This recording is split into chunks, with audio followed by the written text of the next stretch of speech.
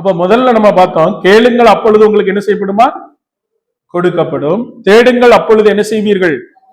கண்டடைவீர்கள். தட்டுங்கள் அப்பொழுது உங்களுக்கு என்ன செய்யப்படும்? திறக்கப்படும். அல்லேலூயா. அப்போ தட்டுங்கள் உங்களுக்கு என்ன செய்யப்படும்?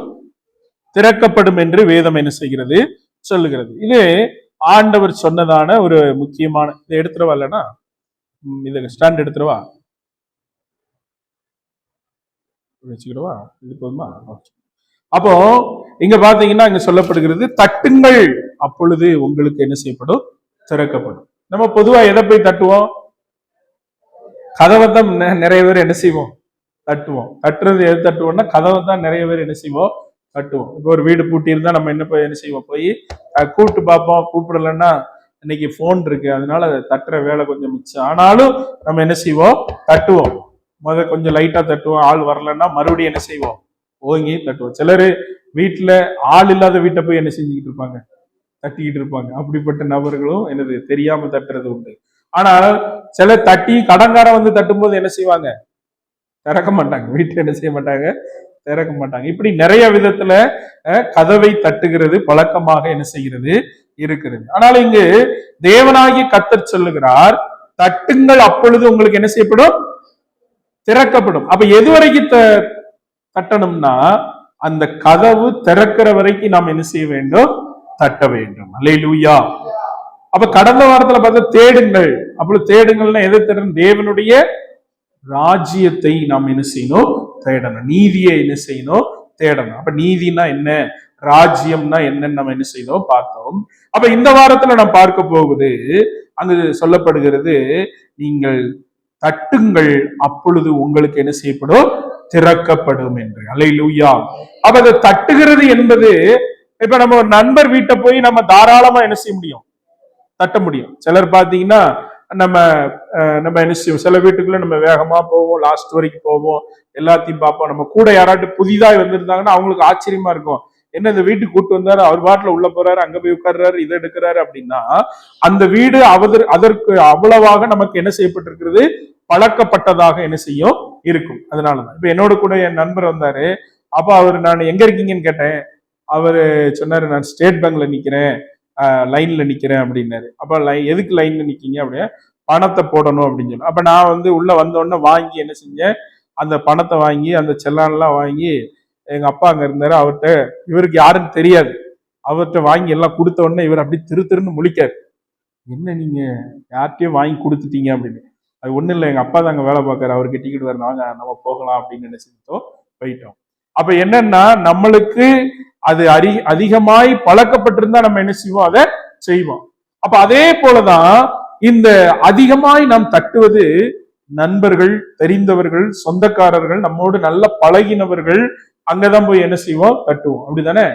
அங்கதான் நம்ம உரிமையாக போய் என்ன செய்ய முடியும்? செய்ய முடியும். அப்போ தட்டணும்னா தேவனோடு இருக்கிற உறவு நமக்கு எப்படி இருக்கணும்? ரொம்ப ஆழமாக இருக்க வேண்டும். அல்லேலூயா. அப்படிதான் தேவன்கிட்ட போய் என்ன செய்ய முடியும்? தட்ட முடியும். அல்லேலூயா. உறவே இல்லாதவங்க போய் தட்டினா ஆண்டவருக்கு என்ன செய்யும்? உடனே என்ன செய்ய மாட்டாரு? திறக்க மாட்டார். அப்ப தேவனோடு இருக்கிற உறவு, அது நம்மை அவரிடத்திலே நெருங்க நெருங்க நாம் பரலோக வாசல்களை தட்டும் போது ஆண்டவர் நமக்காக என்ன செய்கிறார்? திறக்கிறவராக இருக்கிறார். அல்லேலூயா. அப்ப 1 யோவானுடைய புஸ்தகம் அதனுடைய 2வது அதிகாரம் 17வது வசனத்தை வாசிக்கும் பொழுது, 1 யோவான்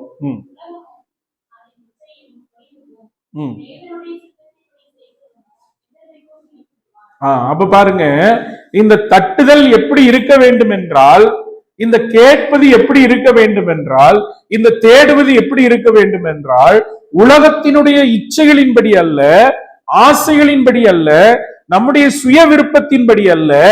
அது எப்படி இருக்கணுமா? தேவ சித்தத்தின்படி தட்ட வேண்டும். அல்லேலூயா. அல்லேலூயா. இயேசு இப்படியாக சொன்னார். மரணம் அடையக்கூடிய கடைசி நேரத்துல அந்த கெத்செமனே தோட்டத்துல ஜெபம் பண்ணும் பொழுது, அங்க பாத்தீங்கன்னா பேதுரு அவரை பிடிக்க வந்த பொழுது, பேதுரு என்ன செஞ்சான்? அவன் பட்டயத்தை எடுத்து வேலைக்காரனுடைய காதை என்ன செஞ்சான்? வெட்டினான். அப்ப ஆண்டவர் சொன்னார், பட்டயத்தை உரையில என்ன செய்ய போடு, நான் பிதாவினுடைய சித்தம் என்ன செய்ய வேண்டும்? செய்ய வேண்டும். அல்லேலூயா. அப்ப இயேசுவுக்கு பிதாவினுடைய சித்தம் என்னவென்றால், அவர் இந்த உலகத்திற்கு வர வேண்டும், கன்னி மரியனுடைய வயிற்றிலே என்ன செய்ய வேண்டும்? பிறக்க வேண்டும். அவர் 30 வயசு வரைக்கும் வாழ வேண்டும். 30 33 வரைக்கும் ஊழியத்தை செய்ய வேண்டும். 33வது வயதிலே அவர் சிலுவையிலே மரணம் அடைய வேண்டும். அல்லேலூயா. அதுதான் பிதாவினுடைய சித்தம். அல்லேலூயா.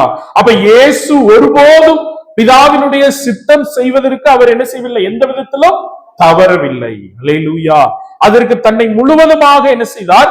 அர்ப்பணித்தவராய், ஒப்பு கொடுத்தவராக இருந்தார். அல்லேலூயா. அப்ப பிதாவினுடைய சித்தம் செய்வதே அங்கு தேவனை தட்டுவதாக என்ன செய்கிறது? இருக்கிறது. அல்லேலூயா. அப்ப பிதாவினுடைய சித்தம் செய்தால் அவர்கள் யார் என்றால் தேவனுக்கு நெருங்கினவர்கள். அல்லேலூயா. அவர்கள் யாரு? தேவனுக்கு நெருங்கினவர்கள். பாருங்க, தேவ சித்தம் அறிய வேண்டும் என்றால் தேவனோடு நெருக்கமான உறவு இருக்க வேண்டும். தேவ சித்தத்தை என்ன செய்யணும்? அறிய வேண்டும் என்றால் தேவனோடு நெருக்கமான உறவு இருக்க வேண்டும். இப்ப எத்தனை பேரு உங்க மனைவி சோகமா இருக்காங்கன்னு கண்டுபிடிக்க முடியும்? அவங்க நல்லாதான் இருக்காங்க, சிரிச்சுக்கிட்டு தான் இருக்காங்க அப்படின்னா எத்தனை பேர் கண்டுபிடிக்க முடியும்? கண்டுபிடிக்கலாம். அவ அதே உங்க கணவன் ஏதோ ஒரு பிரச்சனையில இருக்கிறார் அப்படின்னா எத்தனை பேருக்கு கண்டுபிடிக்க முடியும்? ஆமா. அப்ப அதுக்கு காரணம் என்ன? அவர்கிட்ட தொண பேசிக்கிட்டே இருக்கிறதா? அவரோடு கூட இருக்கிற உறவு, அவங்களோடு கூட இருக்கிறதான உரையாடல், அந்த நெருக்கமான உறவு நமக்கு தோணும். அதே இதில் நம்ம நண்பர்கள் யாராவது சோகமா இருந்தா நம்மளுக்கு என்ன செய்யும்? உண்மையான நண்பனா இருந்தா அது என்ன செய்யும்? தெரியும். ஏன் ஒரு மாதிரி இருக்கான், இவனுக்கு ஏதோ பிரச்சனை, இல்லை இவன் எங்கேயோ ஏதோ லாக் ஆயிருக்கான் அப்படிங்கிறத உண்மையான நண்பனால என்ன செய்ய முடியும்? கண்டுபிடிக்க முடியும். அப்போ இந்த தேவ சித்தம் யார் செய்ய முடியும்னா தேவனோடு நெருங்கிய உறவு இருக்கிறவர்கள் மாத்திரம்தான் தேவ சித்தம் செய்ய முடியும். அல்லேலூயா. அதனாலதான் இயேசுவுக்கு பிதாவோடு இந்த உலகத்தில் இந்த பூமியில அவர் வாழ்ந்தாரும் நெருக்கமான உறவு யாருக்கு இருந்தது? இயேசுவுக்கும் பிதாவுக்கும் என்ன செஞ்சது? இருந்தது. அல்லேலூயா. இந்த நெருக்கமான உறவு என்ன செய்யும்னா தேவனோடு நேரத்தை செலவிட செய்யும். அல்லேலூயா. ஒருவரோடு நெருக்கமான உறவு இருந்தா அவர்களோடு அதிக நேரத்தை நம்ம என்ன செய்வோம்? செலவழிப்போம். அல்லேலூயா. நெருக்கமான உறவு இல்லைன்னா அவங்களோட நேரத்தை நம்ம என்ன செய்ய மாட்டோம்? செலவழிக்க மாட்டோம். அல்லேலூயா. அப்ப நம்ம ஒரு கம்பெனில வேலை பார்க்கிறோம்னா எல்லாத்திட்டையும் நம்ம சகஜமா பேச மாட்டோம். ஒரு நிறுவனத்துல வேலை பார்க்கிறோம்னா எல்லாத்திட்டையும் பேச மாட்டோம். ஒரு சிலர்கிட்ட என்ன செய்வோம்? ஒரு சிலர்கிட்ட குட் மார்னிங் அப்படின்னு சொல்லுவோம். ஒரு சிலர்கிட்ட என்ன செய்வோம்? போய் அடிச்சு, என்ன எப்படி இருக்கு, என்ன அப்படின்னு, இன்னைக்கு என்ன சாப்பாடு, மத்தியானம் உன் சாப்பாடத்தான் நான் என்ன செய்வேன்? சாப்பிடுவேன். இது என்னன்னா நெருக்கமான உறவு. அல்லேலூயா. அவங்க எங்க போனாலும் ஒன்னா என்ன செய்வாங்க? போவாங்க. பாத்ரூம் போனாலும் ஒன்னா, சாப்பிட போனாலும் ஒன்னா, ஒரு துணி எடுத்தா கூட சும்மா இருந்தா போனை போட்டே வா நான் துணி எடுக்க போறேன் அப்படிங்கிற அது என்னதுன்னா ஆழமான நெருக்கமான உறவின் நிமித்தம் அவர்களோடு நேரத்தை நாம் என்ன செய்கிறோம்? செலவழிக்கிறோம். அல்லேலூயா. அப்போ இந்த நெருக்கமான இந்த நேரத்தை, உறவையும் இந்த நேரத்தையும் செலவழிக்கும் பொழுதுதான் நமக்கு என்ன கிடைக்கும்னா தேவனிடத்திலிருந்து வெளிப்பாடுகள் கிடைக்கும். அல்லேலூயா. தேவனிடத்திலிருந்து என்ன கிடைக்கும்? அப்ப இந்த நெருக்கமான உறவும் இந்த நேரம் செலவழிப்பதும் தான் ஒரு கணவன் என்ன நிலைமையில இருக்கிறார், ஒரு மனைவி என்ன நிலைமையில இருக்கிறாங்க, ஒரு பிள்ளை என்ன நிலைமையில இருக்கு, நம்மோடு பழகுகிற அந்த நண்பன் எந்த நிலைமையில இருக்கிறான் அப்படிங்கிறதான அந்த வெளிப்பாடு என்ன செய்கிறது? வருகிறது. அப்ப அதே போல தேவனோடு நெருங்கிய உறவு தான் அவர் தம்முடைய வெளிப்பாடை நமக்கு என்ன செய்கிறார்? கொடுக்கிறவராக இருக்கிறார். அல்லேலூயா. அல்லேலூயா. அப்ப தேவனோடு நெருங்கிய உறவுல இருந்தத நோவாவுக்கு தான் ஆண்டவர் வெளிப்பாடு கொடுத்து என்ன சொன்னார்னா நீ போய் பேழையை கட்டுன்னு சொன்னார். அல்லேலூயா. மழை வரப்போகுதுன்னு என்ன செஞ்சாரு? சொன்னார். ஜனங்களிடத்துல போய் சொல்லு அப்படின்னு என்ன செஞ்சாரு? சொன்னார். அல்லேலூயா. அப்ப நெருக்கமான உறவு இருக்கும் போதுதான் ஆபிரகாம் இடத்துல ஆண்டவர் சொன்னார், நீ சோகமாயா இருக்க, நீ வா அப்படின்னு சொல்லி அவனுக்கு கடற்கரையில கூட்டிட்டு போய் கடற்கரை மண்ணை என்ன செஞ்சாரு? என்ன சொன்னார்? இந்த கடற்கரை மண்ணை என்ன செய்ய நீ எண்ணிப்பார் அப்படின்னாரு. அவன் என்ன ஆண்டவர் என்ன முடியுமா? இதே போல உன்னுடைய சந்ததி என்ன செய்யும்? இருக்கும் என்று சொன்னார். வானத்து நட்சத்திரங்களை அண்ணாந்து பார்க்க சொல்லி அந்த வானத்து நட்சத்திரங்களை நீ என்ன என்று சொன்னார். இதே போல உன்னுடைய சந்ததி என்ன செய்யும்? பெருகி இருக்கும் என்று சொன்னார். அல்லேலூயா. மோசேக்கு தேவனோடு நெருங்கிய உறவும் நெருங்கிய நேரத்தை அவன் செலவழித்ததுனாலதான் ஆண்டவர் அவனை சீனாய் மலையிலே கூட்டிக் கொண்டு போய் அவனுக்கு 10 கற்பனைகளை என்ன செய்தார்? எழுதி கொடுத்தார். அல்லேலூயா, அல்லேலூயா. அப்போ ஆண்டவரோடு யாரு நெருங்கிய உறவும் நேரத்தையும் செலவழிக்கிறார்களோ அவர்களுக்குத்தான் தேவன் சொப்பனங்களையும் தரிசனங்களையும் நடக்க போற காரியங்களை என்ன செய்கிறார்? வெளிப்படுத்துகிறவராக இருக்கிறார். அல்லேலூயா. எல்லாத்தையும் என்ன செய்ய மாட்டாரு? வெளிப்படுத்த மாட்டார். அல்லேலூயா. எல்லாத்தையும் என்ன செய்ய மாட்டாரு? வெளிப்படுத்த மாட்டார். அப்போ கர்த்தரோடு நேரத்தையும் நெருக்கமான உறவு இருக்கிறவர்களுக்கு தான் ஆண்டவர் எதை வெளிப்படுத்துவார் என்றால் அவருடைய வெளிப்பாடுகளை என்ன செய்வார்? வெளிப்படுத்துவார். நம்முடைய அது என்ன அந்த இப்ப ஆண்டவரோடு நெருங்கிய உறவு இருக்கும்போது என்ன நடக்கும்னா நீங்க விரும்புறத அவர் செய்யலன்னா கூட அவர் விருப்பத்தின்படி நீங்க நடப்பீங்க. அல்லேலூயா. இப்ப பாருங்க, தாவீதுக்கு என்ன ஆசை? நான் ராஜாவாயிட்டேன், எனக்கு ஒரு அரண்மனை கட்டியாச்சு, இப்ப என்னை ஆசீர்வதித்த தேவனை, என்னை உயர்த்தி வைத்த தேவனுக்கு நான் ஒரு ஆலயம் கட்ட வேண்டும். இப்ப தாவீதுக்கு யாரோடு நெருக்கமான உறவு இருக்கு? தேவனோடு நெருக்கமான உறவு. இன்னொன்னு, தேவனோடு என்ன செய்கிறான்? நேரத்தை செலவழிக்கிறான். இப்ப இவனுக்கு வெளிப்பாடுகள் எல்லாம் என்ன செய்கிறது? வருகிறது. அதனாலதான் 40வது சங்கீதத்தெல்லாம் என்ன செஞ்சிருக்கிறான்? எழுதி இருக்கிறான். இன்னும் நிறைய சங்கீதத்தை எழுதி இருக்கிறான். நீதிமான்கள் எலும்புகள் ஒன்றும் என்ன செய்வதில்லை? முறிக்கப்படுவதில்லை. அப்போ இந்த வெளிப்பாடுகள் எல்லாம் பெற்ற மனிதன் அவனுடைய ஆசை தேவனுக்கென்று ஆலயத்தை கட்ட வேண்டும். தேவன், நான் நல்ல அரண்மனையில இருக்கிறேன், ஆனா என்னுடைய தேவனுடைய அந்த உடன்படிக்கை பெட்டி சாதாரண ஒரு இடத்துல இருக்கிறது, அதற்கு நல்ல ஒரு பிரம்மாண்டமான ஒரு ஆலயத்தை கட்ட வேண்டும் என்கிறதான அந்த வாஞ்சையோடு ஆண்டவரிடத்துல ஜெபிக்கும் பொழுது தீர்க்கதரிசி வந்து சொல்லுகிறான், நீ கட்ட மாட்ட, உன் பிள்ளைதான் கட்டும் அப்படின்னு. அந்த நெருக்கமான உறவு, அந்த நேரம் செலவிடுதல், அந்த வெளிப்படுத்தல் இப்ப சொல்லுது என்னன்னா, பரவாயில்ல ஆண்டவரே, என் பிள்ளை கட்டுவான்ல, ரொம்ப நன்றி கர்த்தாவே, ஸ்தோத்திரம். அல்லேலூயா. அப்போ தேவனோடு நெருக்கமான உறவு, நேரம் செலவழித்தல், வெளிப்பாடு, இதெல்லாம் என்ன ஆகும்னா தேவனை மாற்றாது, உங்களையும் என்னையும் மாற்றும். அல்லேலூயா, அல்லேலூயா. இப்ப தேவன் மாறல, யார் மாறி இருக்கா? தாவீது மாறி இருக்கிறான். அல்லேலூயா, அல்லேலூயா. அப்ப தேவனோடு உறவு கொண்ட மோசே தேவனை மாற்றல, ஆனா அவனை கர்த்தர் என்ன செய்தார்? மாற்றினார். அவனை பார்த்து சொன்னார், இங்கே சாந்த குணம் உள்ளவன் இவன் தான். அல்லேலூயா. யாரு? பூமியிலே சாந்த குணம் உள்ளவன் யாரு? மோசே. ஆனா மோசே ஒரே அடியில ஆளை என்ன செஞ்சது? க்ளோஸ் பண்ணாள். அப்படிதானே?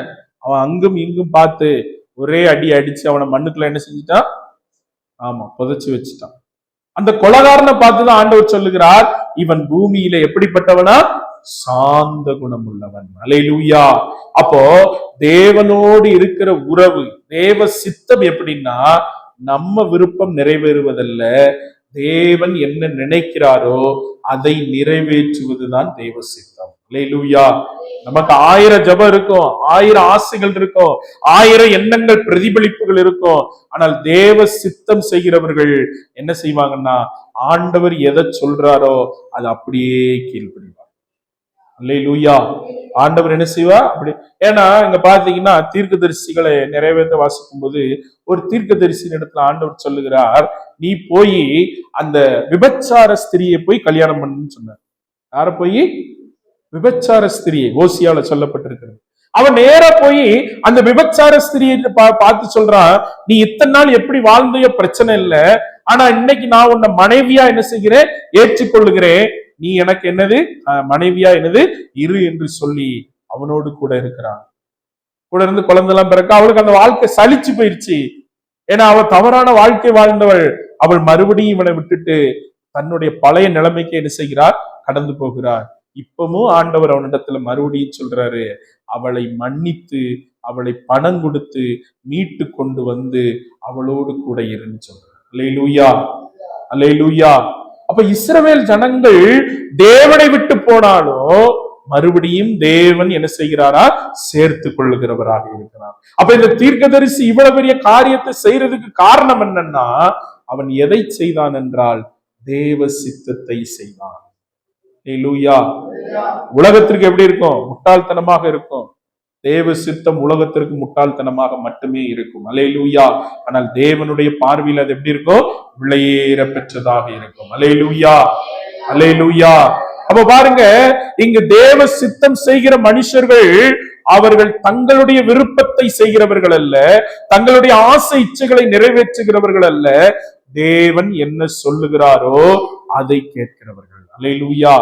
அப்ப தேவ சித்தம் செய்யணும்னா அவரோடு என்ன இருக்கணுமா? நெருக்கமான உறவு இருக்க வேண்டும். அவரோடு நேரத்தை நாம் என்ன செய்யணும்?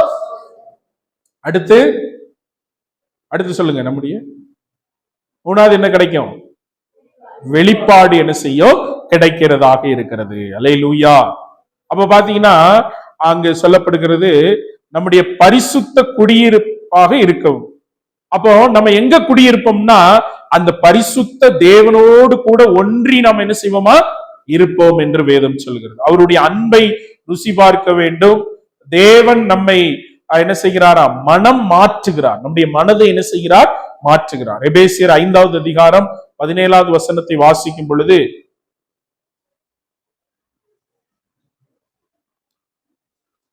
எபேசியர் 5:17.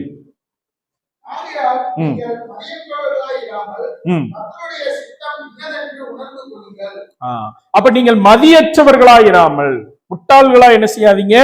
இராதீங்க. மதியற்றவர்களா இராதீங்க. நீங்கள் தேவ சித்தத்தை என்ன செய்யுங்க? உணர்ந்து கொள்ளுங்கள். அல்லேலூயா. பேதுரு சொன்னா, ஆண்டவரே நீர் என்ன யாருன்னு கேட்காங்க அப்படின்னு சொன்ன பொழுது ஆண்டவர் சொன்னா, நீர் ஜீவனுள்ள தேவனுடைய குமார். ஆண்டவர் அவனை தட்டி கொடுத்தார். வெரி குட், நீ நல்லவன், உனக்கு கர்த்தரே தேவனே என்ன செய்திருக்கிறார்? வெளிப்படுத்தி இருக்கிறார். இன்னொருத்துக்கு கூட்டு போய் ஜெபம் பண்ணி அங்கு மறுரூப மலையில அவர் மறுரூபமாகிறார். அவருடைய உடையெல்லாம் வெண்மையாகிறது. இவெல்லாம் எல்லாத்தையும் பார்க்கிறான். எலியாவை பார்க்கிறான், மோசையை பார்க்கிறான். இவன் அப்படி பயந்து நடுநடுங்கி கொண்டிருக்கிறான். கீழே வந்தோன்னு சொல்றான், ஆண்டவர் சொல்றாரு, நீங்க பார்த்ததை என்ன செய்யக்கூடாது? சொல்லக்கூடாது அப்படின்னு சொல்லும் பொழுது அவன் சொல்லுகிறான், ஆண்டவரே நம்ம இங்கேயே என்ன செஞ்சிருவோம்? தங்கிடுவோம். இங்கேயே என்ன செஞ்சிருவோம்? தங்கிடுவோம். உமக்கு ஒரு கூடாரம், எலியாவுக்கு ஒரு கூடாரம், மோசைக்கு ஒரு கூடாரம். எப்பொழுதும் பாருங்க, நம்முடைய வாழ்க்கையில சுகமா இருக்கிறத மாத்திரம் தான் நம்ம என்ன செய்வோம்? விரும்புவோம். அப்படித்தானே? நம்மளுக்கு யாராட்டு வேலை செஞ்சு கொடுத்து, நம்மளுக்கு பெட்லயே காப்பி, பெட்லயே சாப்பாடு, கையை கழுவுறதுக்கு அப்படி தட்டு, ட்ரெஸ்ஸை மாட்டி விடுறது கூட ஆளு, அப்படிலாம் இருந்தா ரொம்ப எப்படி இருக்கும்? சந்தோஷமா இருக்கும். ஆனா கொஞ்சம் வேலை செய்யணும் அப்படி இருக்கும். அப்படிதானே? அப்போ எப்பொழுதும் சந்தோஷமான வாழ்க்கை நமக்கு என்னது இருக்காது. அந்த வாழ்க்கையில பள்ளம் இருக்கும், மேடு இருக்கும், உயர்வு இருக்கும், தாழ்வு இருக்கும், அழுகை இருக்கும், சிரிப்பு இருக்கும், எல்லாமே என்ன செய்யும்? கலந்ததுதான் என்னது? வாழ்க்கை. அல்லேலூயா. இயேசுவினுடைய வாழ்க்கையை வாசித்து பார்த்தீங்கன்னா அவர் என்ன செய்தாரு? அவர் ராஜாதி ராஜா, உலகத்தை உண்டாக்கின தேவன். ஆனா இங்க வந்து தச்சனுடைய மகனாய் பிறந்து எப்படி அந்த வேலையை என்ன செஞ்சிருப்பாரு? செஞ்சிருப்பார். தன்னுடைய தாயாருக்கு கீழ்ப்படிந்து, தகப்பனாருக்கு கீழ்ப்படிந்து என்ன செஞ்சிருப்பாரு? வாழ்ந்திருப்பார். அதே நேரத்தில் அவர் இங்க வந்து இருக்கும் பொழுது அவர் எப்படி பேசின, நீ யாருன்னு தெரியாதா? உங்க அப்பா யாருன்னு தெரியாதா? நீ அப்பா இல்லாம பிறந்த நபர் தானே அப்படின்னு என்ன செஞ்சாங்க? சொன்னாங்க. ஒரு சகோதரி எல்லாம் இங்கதானே இருக்கிறாங்க, உன்னுடைய பிறப்பே தப்பு அப்படின்னு என்ன செஞ்சாங்க? இயேசுவை குறித்து என்ன செய்தார்கள்? சொன்னார்கள். அப்ப அது நல்ல வாழ்க்கையா அவருக்கு? அவர் யாரு? தெய்வம், தேவாதி தேவன். அப்படிதானே? அவருக்கே இந்த வாழ்க்கைன்னா அப்ப நம்முடைய வாழ்க்கையில கஷ்டங்கள், பாடுகள் எல்லாமே என்ன செய்யும்? இருக்கும். ஒரே மாதிரி இருந்தா அது வாழ்க்கை கிடையாது. அல்லேலூயா. ஆண்டவர் அதனாலதான் சொல்லி இருக்கிறாரு, எல்லாத்துக்கும் ஒரு காலம் என்ன செய்கிறது? இருக்கிறது. அப்படிதானே? எல்லாத்துக்கும் ஒரு காலம் என்ன செய்கிறது? இருக்கிறது என்று வாசிக்கலாம். மத்தேயு எழுதின சுவிசேஷம் 7வது அதிகாரம் 21வது வசனம்.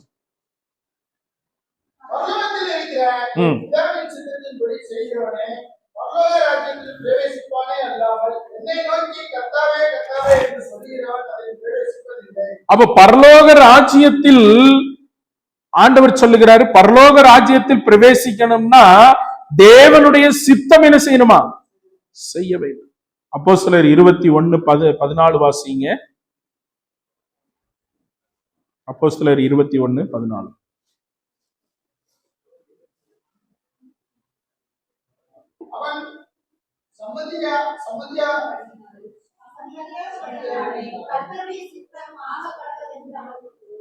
அப்ப அவன் சம்மதியாதபடியினாலே கர்த்தருடைய சித்தம் என்ன செய்வதுதான் ஆக கடவது என்று சொன்னான். அல்லேலூயா. அப்ப கர்த்தருடைய சித்தத்திற்கு யாரு சம்மதிக்கலனாலும் அவர் சித்தத்தை நாம் என்ன செய்யணும், செய்ய வேண்டும். அல்லேலூயா. அவருடைய சித்தத்தை நாம் என்ன செய்யணும், செய்கிறவர்களாக இருக்க வேண்டும். ரோமர் 12வது அதிகாரம் 2வது வசனத்தை வாசிங்க. ரோமர் 12:2.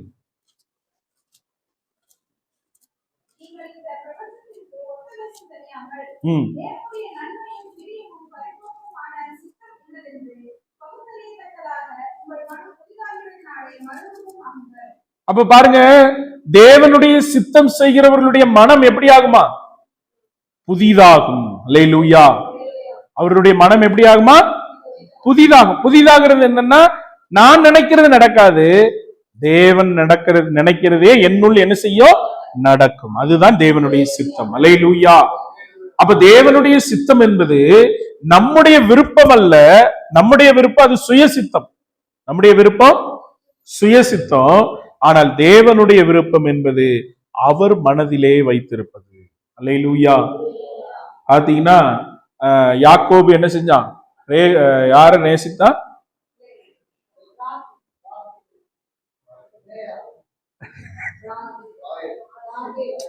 ராகேலா, ராகேல் தானா, லேயால் யார சொன்ன மாதிரி, பில்கால், மில்கால், அவங்கள. அப்போ ராகேல என்ன செய்தான், நேசித்தான். அவளுக்காக என்ன செய்தான், ஆமா, அவன் வந்து என்ன செஞ்சான், என்ன செய்யறான், ஆடு மேய்க்கிறான், அங்க வேலை செய்யறான். அடுத்து இன்னொருத்தர் யாரு, சிம்சோன்.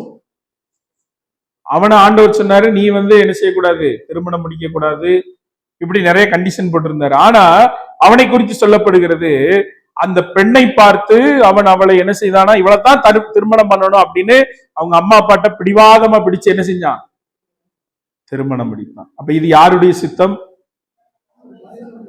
அவனுடைய சித்தம். ஆனா இன்னொரு திருமணம் நடந்தது.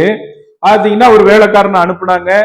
அவன் ஜெபம் பண்றான், ஆண்டவரே உமக்கு சித்தமா இருந்தால் நான் போற இடத்துல அந்த பொண்ணை பார்ப்பேன், அந்த பொண்ணு எனக்கும் தண்ணி கொடுக்கணும், என் ஒட்டகத்துக்கு என்ன செய்யணும், தண்ணி கொடுக்க வேண்டும். அல்லேலூயா. அப்ப இவனுடைய வாழ்க்கைக்கு இவனுடைய வாழ்க்கைக்கு என்னது இருக்கு, வித்தியாசம் இருக்கிறது. அல்லேலூயா. இவனுடைய வாழ்க்கைக்கு இவனுடைய வாழ்க்கைக்கு என்ன இருக்கு, வித்தியாசம் இருக்கிறது. அல்லேலூயா. நீங்க ஆதியாகமம் 30வது அதிகாரம் 1-2 வாசிங்க.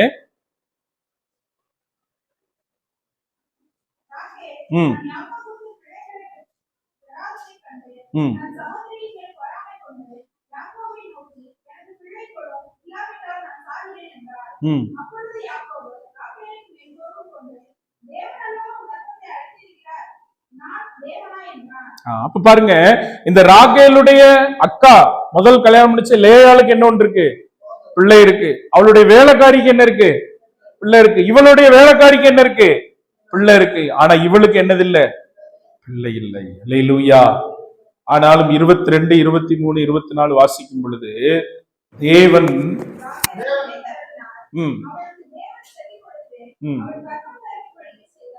அப்ப பாருங்க, இந்த ராகேலுக்கு இந்த காலத்துல கர்ப்பம் தரித்து பிள்ளை பிறந்தாதான் யார் கிடைப்பா, யோசேப்பு கிடைப்பா. அல்லேலூயா. யாரு கிடைப்பா, யோசேப்பு. ராகேலுக்கு எத்தனை பிள்ளைங்க, 2 பேர், யோசேப்பு, பென்யமீன். அப்ப பாருங்க, முதல்ல கிடைச்சிருந்தா வேற. ஆனா ஒரு 12 10வது பிள்ளை கிடைக்கும் பொழுதுதான் அந்த பிள்ளைதான் என்ன ஆகுதுன்னா தேசத்தினுடைய அதிபதியாய் மாறுகிறது. அல்லேலூயா. அன்னாளுடைய கர்ப்பத்தை தேவன் அடைத்து வைத்திருந்தார், அதற்கு தேவ சித்தம் இருந்தது. அல்லேலூயா. ஏன்னா அடைத்து வைத்திருந்த கர்ப்பத்திலிருந்து தேவனுக்கு உண்மையான ஒரு தீர்க்கதரிசி வேண்டும். அல்லேலூயா. தேவனுக்கு உண்மையான தீர்க்கதரிசி அப்பனா தான் என்ன செய்வாரு, கிடைப்பார். முதல்ல பிள்ளை கொடுத்திருந்தா அந்த அம்மா கொடுத்திருக்குமா, கொடுத்திருக்குமா, டாட்டா இயேசுவுக்கு டாட்டா அப்படின்ட்டு என்ன செஞ்சிருக்கோம், ஆமா போயிருக்கோம். லேட்டா கொடுத்ததுனாலதான் சொன்னிச்சு, ஆண்டவரே நான் உங்களுக்கே என்ன செஞ்சிடறேன், கொடுத்துடுறேன். அல்லேலூயா. சில காரியங்கள் நமக்கு தாமதிப்பது, நடக்காமல் இருப்பது, அது தேவ சித்தத்தை என்ன செய்யும், வெளிப்படுத்துகிறதாக இருக்கிறது. அல்லேலூயா. இப்ப தேவ சித்தத்திற்கு முந்தி நடந்த ராகேலோட அவனால என்ன செய்ய முடியல, வாழ முடியல. அதே போல தேவ சித்தம் செய்யாமல் அவனுடைய விருப்பத்தின்படி செய்ததான திருமணத்துல இணைந்ததான அந்த சிம்சோனும் அவளோடு என்ன செய்ய முடியல, வாழ முடியல. ஆனால் தேவ சித்தம் செய்த ஈசாக்கு தன்னுடைய வாழ்க்கையை என்ன செய்தான், சரியாக நடத்தி போனான். அல்லேலூயா. ஈசாக்கு தான் 2வது திருமணம் என்ன செய்யல, முடிக்கல. மீதி எல்லா தகப்பன்மார்களும், யோசேப்பு, மீதி எல்லாரும் என்ன செஞ்சாங்க, நிறைய கல்யாணங்களை என்ன செய்தார்கள், முடித்தார்கள். அப்போ அன்னாளுடைய கர்ப்பத்தை அடைத்ததற்கு காரணம் என்னவென்றால், ஒரு உண்மையான தீர்க்கதரிசியாகிய சாமுவேல் கர்த்தருக்கு என்ன செய்கிறார், தேவைப்படுகிறார். அல்லேலூயா. அதே போலதான் சகேரியா எலிசபெத்துடைய கர்ப்பத்தை அடைத்ததற்கு காரணம் என்னவென்றால், இயேசு வர வேண்டும். அல்லேலூயா. இயேசு வரும் பொழுது யோவான் என்ன செய்யணும், பிறக்கணும். அல்லேலூயா. இவங்க 2த்துக்கு 6 மாசம் தான் டிஃபரன்ஸ். அப்ப அவனை சொல்லுகிறார், இவன் கர்த்தருக்கு வழியை ஆயத்தம் பண்ணுகிறவன். அல்லேலூயா. அப்போ உங்களுடைய ஜெபங்களுக்கு தாமதம் அல்ல, உங்களுக்கு நடப்பதிலே தாமதமாய் கொண்டிருக்கிறது என்றால் தேவ சித்தம் நிறைவேற போகிறது. அல்லேலூயா. அல்லேலூயா. அப்ப தேவ சித்தத்திற்கு நாம் ஒப்பு கொடுக்கிறவர்களாக என்ன செய்ய வேண்டும், இருக்க வேண்டும். இன்னொரு வசனத்தை வாசிக்கும் பொழுது 2 தெசலோனிக்கேயர் 1வது அதிகாரம் 12வது வசனத்தை வாசிங்க. 2 தெசலோனிக்கேயர் 1வது அதிகாரம் 12வது வசனம்.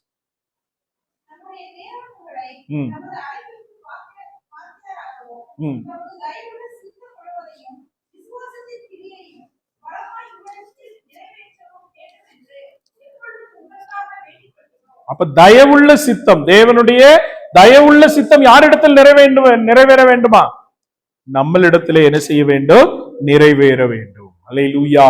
அப்போ தட்டுங்கள் திறக்கப்படும். எப்படி தட்ட வேண்டும் என்றால், தேவனுடைய சித்தத்தின்படி நாம் என்ன செய்ய வேண்டும், தட்ட வேண்டும். அல்லேலூயா. இன்னொன்னு பாருங்க, தேவனுடைய சித்தம் என்ன செய்யும்னா, நீதிமொழிகள் 10வது அதிகாரம் 22வது வசனத்தை வாசிக்கும் பொழுது, நீதிமொழிகள் 10:22.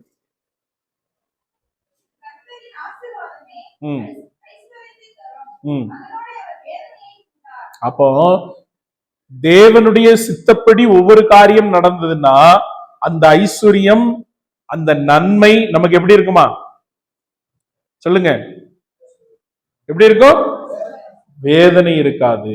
அல்லேலூயா. வேதனை என்ன செய்யாது, இருக்காது. ஏன்னா ராகேல அவன் திருமணம் முடிச்சாலும் அவள் ஆண்டவரை முழுமையா என்ன செய்யல, ஏற்றுக்கொள்ளல. அவங்க அப்பாவுடைய சுரூபத்தெல்லாம் என்ன செஞ்சுட்டா, எடுத்துட்டு வந்தா. ஏன்னா ஆசீர்வாதம் அதுலதான் இருக்கு அப்படின்னு அவளுக்கு ஒரு நம்பிக்கை. அல்லேலூயா. அப்ப அதெல்லாம் எடுத்துட்டு இவன் இங்க என்ன செய்யறா, பத்திரப்படுத்தி வைக்கிறாள். கடைசியில பாத்தீங்கன்னா அவள் பாதி வழியில என்ன செய்கிறாள், மரித்து போகிறாள்.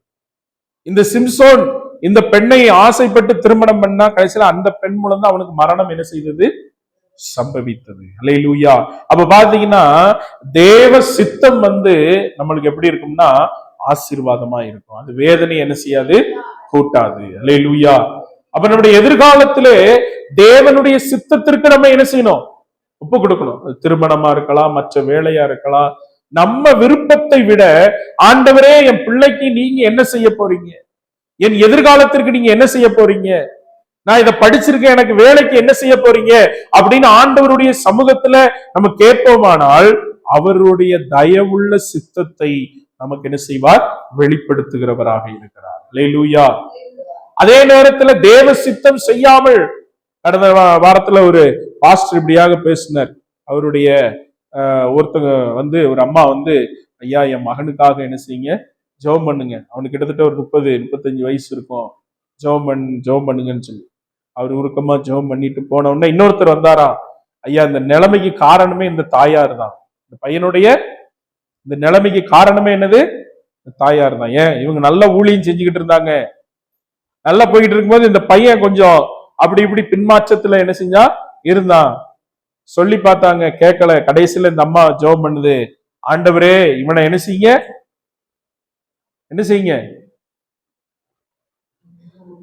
இவனை அடிங்க ஆண்டவரே, என்ன செய்யுங்க, அடிங்க, இவனை விட்டுறாதீங்க, இவனை அடிச்சு என்ன செஞ்சிருங்க, உங்க வேலையை செய்ய வைங்கன்னு சொன்னா அந்த பையனுக்கு என்ன ஆகி போச்சுன்னா மண்டையில நரம்பு பாதிக்கப்பட்டு பைத்தியம் ஆகி. அப்ப தேவ சித்தம் தானே. தேவன் இந்த ஜபத்தை என்ன செஞ்சிருக்கிறாரு? கேட்டிருக்காரு. அப்படியா? இல்ல. நம்ம சொல்ற காரியத்தை அப்படி கேட்டா நம்மளாம் இன்னைக்கு உயிரோட இருக்க மாட்டோம். எத்தனை தடவை ஜெபம் பண்ணியிருக்கோம்? அப்படிதானே? அப்போ இதை யாரு கேட்கான்னா பிசாசு கேட்கிறான். இதை யாரு கேட்க? பிசாசு கேட்க. தேவன் அதை செய்ய மாட்டாரு. அவன் என்ன சொல்றான்? நீ இப்படியா சொல்ற, சரி நான் செய்யறேன்னு சொல்லி அவன் எதையாட்டி செய்யறான். இன்னைக்கு யாருக்கு வேதனை? அந்த தாயாருக்கு. அப்ப நம்முடைய ஜெபங்கள், நம்முடைய வார்த்தைகள் எப்படி இருக்கணும்? ரொம்ப கவனமா இருக்கும். ஏன் சொல்றேன்னா, இந்த ராகேல் சொரூபத்துக்கு ஆசைப்பட்டால் யாக்கோபினுடைய தேவனுக்கு ஆசைப்படணும். அல்லேலூயா. அப்படிதானே? சொரூபத்துக்கு ஆசைப்பட்டா, அந்த விக்கிரகத்துக்கு ஆசைப்பட்டா. ஆனா தேவன் அதை விட பெரியவர் என்பதை அவர்கள் என்ன செய்து விட்டால்? மறந்து விட்டார். அல்லேலூயா. அப்போ நம்ம வீட்டுல அடங்காத பிள்ளைங்க இல்ல ஏதாட்டு காரியம் தவறா நடக்கணும், எப்படி ஜெபம் பண்ண? ஆண்டவரை அடிச்சு மண்டை உடைங்க, போற போக்குல போகட்டும் அப்படின்னு என்ன செய்யக்கூடாது? ஜெபம் பண்ணக்கூடாது. அப்புறம் போன பிறகு என்ன ஆகும்? ஆமா, எனக்கு தெரிஞ்சவங்க வீட்டுக்காரரு எப்போதும் தண்ணி அடிச்சுட்டு வர்றாரு, இல்ல அப்படி இப்படி இருக்காரு, யாரு கூட பேச விடுறது கிடையாது, ஒண்ணும் செய்ய விடுறது கிடையாது. நீ எப்ப பார்த்தாலும் செத்து போனா கடைசியில் அவர் செத்து போயிட்டார். இப்ப அந்த அம்மா 3 பிள்ளைய வச்சுக்கிட்டு என்னது இருக்கு. அப்போ நம்முடைய வாயினுடைய வார்த்தைகள் ரொம்ப கவனமாக என்ன செய்ய வேண்டும்? இருக்க வேண்டும். அப்ப நம்ம ஜெபிக்கிற ஜெபத்தை ஆண்டவருக்கு இதை கேட்க மாட்டாரு. ஆனா பிசாசு கேட்டு கிரியை செய்யும் பொழுது அது எப்படி இருக்குன்னு நம்மளுக்கு முள்ளு உள்ளதாக என்ன செய்துவிடும்? மாறிடும். அப்ப நம்ம என்ன ஜெபம் பண்ணோம்? ஆண்டவரே இந்த பிள்ளைய என்ன செய்யுங்க? தொடுங்க, அவனுக்குள்ள மனமாற்றத்தை என்ன செய்யுங்க? உண்டாக்குங்க, அவனுக்குள்ள உணர்வை நீங்க என்ன செய்யுங்க? உண்டாக்குங்க அப்படின்னு அழுது ஜெபம் பண்ணும் பொழுது, உபவாசித்து ஜெபம் பண்ணும் பொழுது, தூங்கும் பொழுது அவனுக்காக தெரியாம தலையில கை வச்சு ஜெபம் பண்ணும் பொழுது அந்த பிள்ளையினுடைய மாற்றங்கள் என்ன செய்யும்? உண்டாகும். நீங்க ஆண்டவரோடு நெருக்கமான உறவு இருந்தா உங்க பிள்ளை உங்க பேச்சு கேட்கலன்னு நைட்ல நீங்க எந்திரிச்சு ஜெபம் பண்ணுவீங்க. அப்படிதானே? ஆண்டவரோட நெருக்கமான உறவு இல்லைன்னா என்ன செய்வோம்? அடிங்க ஆண்டவரே, காலி பண்ணுங்க ஆண்டவரே, அப்படித்தான் என்ன செய்வோம்? ஜெபிப்போம். ஆனால் ஆண்டவர் என்னை கேட்டு அடிக்கன்னு ஜெபம் பண்ணிருக்காரா? எலியா சொன்னா, ஆண்டவரே அந்த அக்கினி இறக்குனது போல என்ன செய்யுங்க? எலியா இறக்குனது போல அக்கினி என்ன செய்யுங்க? இறக்குங்க. ஆண்டவர் கேட்டார், நீ எந்த ஆவியிலப்பா இருக்க? உனக்குள்ள என்ன ஆவி கிரியை செய்யும். ஆண்டவர் பாவத்தை வெறுக்கிறவர், ஆனால் பாவியை அவர் நேசிக்கிறவராக இருக்கிறார். அல்லேலூயா. எப்பொழுதுமே ஒரு பொருள் நம்மிடத்துல இருக்கும் பொழுது அதோட அருமை என்ன செய்யாது? தெரியாது. ஆனா அந்த பொருள் நம்மளுக்கு இனி கிடைக்காது அப்படின்னா தான் அதோட அருமை என்ன செய்யும்?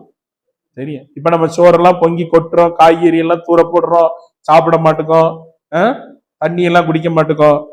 இனி கொஞ்ச நாள் கழிச்சு ஒரு குடம் தண்ணி 2000 ரூபாய் அப்படின்னு சொன்னா எப்படி இருக்கும்? வரப்போகுது. ஒரு குடம் தண்ணி 2000 ரூபாய். அரிசி 1 கிலோ 10,000. அப்ப சோறை கொட்டுவோமா? கீழே கிடந்தாலும் என்ன செய்வோம்? பிறக்கி சாப்பிட்டுருவோம். ஏன்னா அந்த சோரோட அருமை யாருக்கு தெரிஞ்சதுன்னா இளைய குமாரனுக்கு தெரிந்தது. பன்னிக்கு வச்சிருந்த தவிட போய் என்ன செஞ்சா? திங்க போனோம். அப்ப எந்த பொருளுமே நம்மிடத்துல இருக்கும் பொழுது அதோட என்ன செய்யாது? அருமை நமக்கு தெரியாது. ஆனா கொஞ்ச நேரம் அந்த பொருளை நம்மளால பார்க்க முடியாது அப்படின்னா தான் நம்மளுக்கு என்ன செய்யும்? அதோட அருமை என்ன செய்யும்? அல்லேலூயா. அப்ப தேவ சித்தம் செய்யும் பொழுது கண்ணீரோடு ஜெபிக்க வேண்டும். அல்லேலூயா. உருக்கத்தோடு ஜெபிக்க வேண்டும். நேரத்தை செலவழித்து ஜெபிக்கும் பொழுதுதான் ஆண்டவர் அதுல இருந்து என்ன செய்வாரா? விடுதலை தருவார். அப்ப பாருங்க, தேவ சித்தத்தின்படி கிடைக்கிற பொருள் நிமித்தம் நம்மளுக்கு என்ன இருக்காதுன்னா வேதனை இருக்காது. அல்லேலூயா. வேதனை என்ன செய்யாது? இருக்காது. பால்பாண்டி நான் சந்தோஷமா தான் நினைக்கிறேன். அவன் எதையுமே பார்க்கல, எதையுமே என்ன செய்யல. ஆமா, எலியேசர் எதையுமே பார்க்கல, ஈசாக்கு எதையும் பார்க்கல. அப்படிதானே? அந்த பொண்ணு கருப்பா இருக்குமா, சிவப்பா இருக்குமா, பல்லு வெளியே இருக்குமா, உள்ள இருக்குமா, ஹைட் எப்படி இருக்கும், கலர் எப்படி இருக்கும், எதுவுமே என்ன செய்யல, பார்க்கல. அந்த பொண்ணை கூட்டிட்டு வந்தா அவன் என்ன செஞ்சான், அவளை மனைவியாக்கி கொண்டு என்ன செய்தானா, நேசித்தான். ஆனா இங்க ராகேல பார்த்தா அவன் என்ன செஞ்சா, பேசினா, நீ என் மாமா மகன் தான் எல்லாம் அப்படிலாம் பேசினா. அதே நேரத்துல சிம்சோன் என்ன செய்தான், பேசினா. ஆனா அங்க என்ன உண்டானது, பிரச்சனை. அப்ப இன்னைக்கு திருமணத்துல பாத்தீங்கன்னா நிறைய பாக்குறோம், ஹைட் இப்படி இருக்கணும், சுண்டுனா ரத்தம் வரணும், அப்ப குஷ்டரோகியத்தான் கட்டணும், அதான் சுண்டுனா என்ன ரத்தம் வரும், அப்படிதானே? பணம் இருக்கணும், அது இருக்கணும், எல்லாம் ஏதோ ஆனா கிறிஸ்துவ மரப்படி கல்யாணம் என்னன்னா, யாரு, ஈசாக்கு தான் என்ன செஞ்சான், ரெபேக்காளுக்கு நகையெல்லாம் போட்டு என்ன செஞ்சான், கட்டிட்டு வந்தான். அப்ப கிறிஸ்துவர்கள் டவுரி கேட்பது என்னது, பெரிய பாவம் தான். ஆமாவா? அப்ப நம்ம ஆம்பளை பிள்ளைங்க வச்சிருக்கிறவங்க நகை எல்லாம் கேட்க கூடாது. சாதாரண விசுவாசி பால் பாண்டியே கேட்கலன்னா யாருமே என்ன செய்யக்கூடாது, சபையில கேட்கக்கூடாது. சி பார் கேஸ்ட் அதுவும் கேட்கல, டி ஃபார் டவுரி அதுவும் கேட்கல, பி ஃபார் பியூட்டி அதையும் பார்க்கல, இ ஃபார் எஜுகேஷன் அதையும் பார்க்கல, எதையுமே என்ன செய்யல, பார்க்கல. எனக்கு பொண்ணு மட்டும் கிடைச்சா போதும், நல்ல ஆவிக்குரிய பொண்ணா. ஆனா இன்னைக்கு நம்ம எல்லாம் பாக்குறோம், ஏ பாக்குறோம், பி பாக்குறோம், சி பாக்குறோம், டி பாக்குறோம், 26 எழுத்தும் பாக்குறோம். ஆனா அது ஆவிக்குரியதான் என்ன செய்யறது இல்ல, பாக்குறது. அல்லேலூயா. தேவ சித்தம் என்பது எதையும் பார்க்காது, அவங்களுக்குள்ள தேவன் இருக்கா அப்படிங்கறத மாத்திரம் என்ன செய்யும், பார்க்கும். அல்லேலூயா. அப்ப தேவ சித்தத்தை நாம் என்ன செய்யணும், செய்கிறவர்களாக இருக்க வேண்டும். அல்லேலூயா. அப்போ தேவ சித்தம் செய்யும் பொழுதுதான் ஆண்டவருடைய அந்த பரலோக ராஜ்யத்திலே நாம் என்ன செய்ய முடியும், பிரவேசிக்கிறவர்களாக நாம் என்ன செய்கிறோம், இருக்கிறோம். அப்ப தட்டுங்கள் திறக்கப்படும். அப்ப திறக்கிற வரைக்கும் நம்ம என்ன செய்யணும், தட்டணும். அது தேவ சித்தத்தின்படி என்ன செய்யணும், இருக்க வேண்டும். லூக்கா 10வது அதிகாரம் 11வது வசனத்தை வாசிக்கும் பொழுது,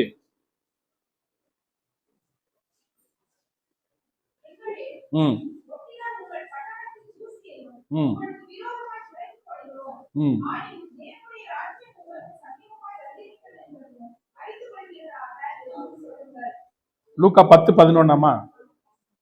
சரி, அப்ப தேவனுடைய ராஜ்யம் எப்படி இருக்கிறது, உங்களுக்கு சமீபமா என்ன செய்திருக்கிறது, வந்திருக்கிறது. அப்ப பரலோக ராஜ்யம் இன்னைக்கு பலவந்தப்படுத்தப்படுகிறது. அப்படிதானே? நம்ம போய் சொல்றோம், ஆண்டவர் உங்களை நேசிக்கிறார், நீங்க ஆண்டவரை ஏற்றுக்கொள்ளுங்க, நம்புங்க, பரலோக ராஜ்யம் எப்படி இருக்கிறது, சமீபமா இருக்கிறது. அது சொல்ல வேண்டியது நம்மளுடைய கடமை. ஒரு இருதயம் திறக்கப்படும் வரைக்கும் தட்ட வேண்டியது நம்மளுடைய கடமையாக என்ன செய்கிறது, இருக்கிறது. அதே நேரத்தில் சங்கீதம் 78:23 சொல்லுகிறது, ஆண்டவர் தம்முடைய ஜனத்திற்காக எதை திறந்தார், வானத்தை திறந்து என்ன கொடுத்தாரா, வாசிங்க சங்கீதம் 78:23.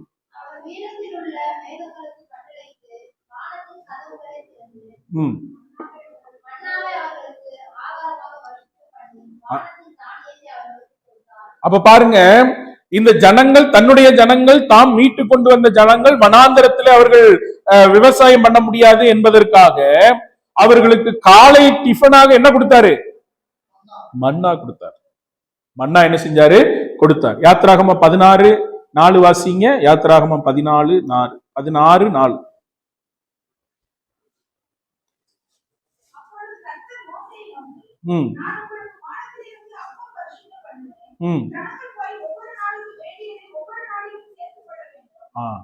வாசிங்க வாசிங்க.